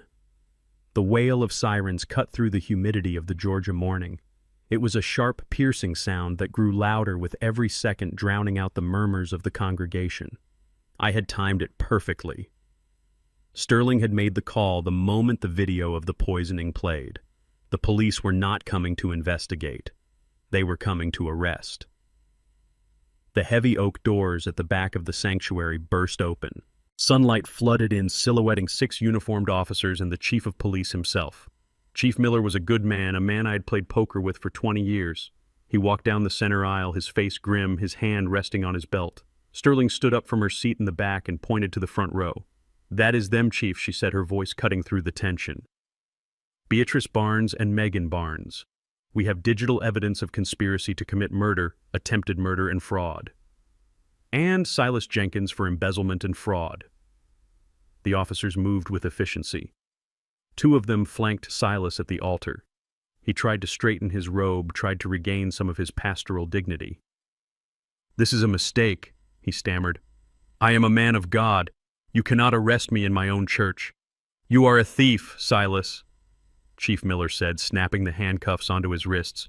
"We have the bank records. We know about the church funds you funneled into Beatrice's private accounts. You are under arrest." They dragged him away. The man who had preached faithfulness was marched out in irons past the flock he had fleeced. 2 other officers approached the front row. Beatrice did not move. She sat there staring straight ahead, her eyes glassy. She did not resist when they pulled her to her feet. She did not speak when they read her rights. She was in shock. Her mind had snapped under the weight of the exposure. Megan, however, fought. She screamed. She kicked. She tried to bite the female officer who grabbed her arm. "Get off me," she shrieked. "I am pregnant. You cannot touch me. I will sue you. I will sue everyone. Elijah, tell them it was a joke." I looked down at her from the podium. I looked at the woman who had threatened to destroy my reputation with the vilest of lies. "It is no joke, Megan," I said calmly. "The napkin with the poison is in the lab. The video of you plotting my death is on the server. You are going to prison. And your child will be born behind bars. Maybe Chad can visit you on weekends." They dragged her out, kicking and screaming, her curses echoing off the vaulted ceiling until the doors swung shut behind her. The sanctuary was quiet now. The only sound was the sobbing of one man. Terrence. He was still on his knees in the aisle. He had not been arrested. He had not committed a crime technically. He was just a coward. He was just a fool. I walked down the steps of the podium. My cane clicked on the floor. I walked until I was standing right in front of him. He looked up at me. His face was swollen, his eyes red. He looked like a broken child. "Dad," he whispered. "Dad, I am sorry. Please. I didn't know about the poison. I didn't know about Silas. I just wanted to be happy." I looked down at him. I looked at the boy I had raised, the boy I had loved. "You are not going to jail, Terrence," I said. "Not today. You didn't mix the poison. You just watched me drink it." Hope flared in his eyes. He reached out to grab my pant leg. "Thank you, Dad. Thank you. I will make it up to you. I promise. We can start over." I took a step back, moving my leg out of his reach. "No," I said. "We cannot." I reached into my pocket and pulled out the checkbook. The leather was warm in my hand. I opened it. I ripped out the last check, the one I had written last night. I let it flutter down to the floor in front of him. He scrambled to pick it up. He looked at the numbers. 0. Pay to the order of Terrence Barnes. $0.00. "I told you I was giving the estate to the person who deserved it," I said.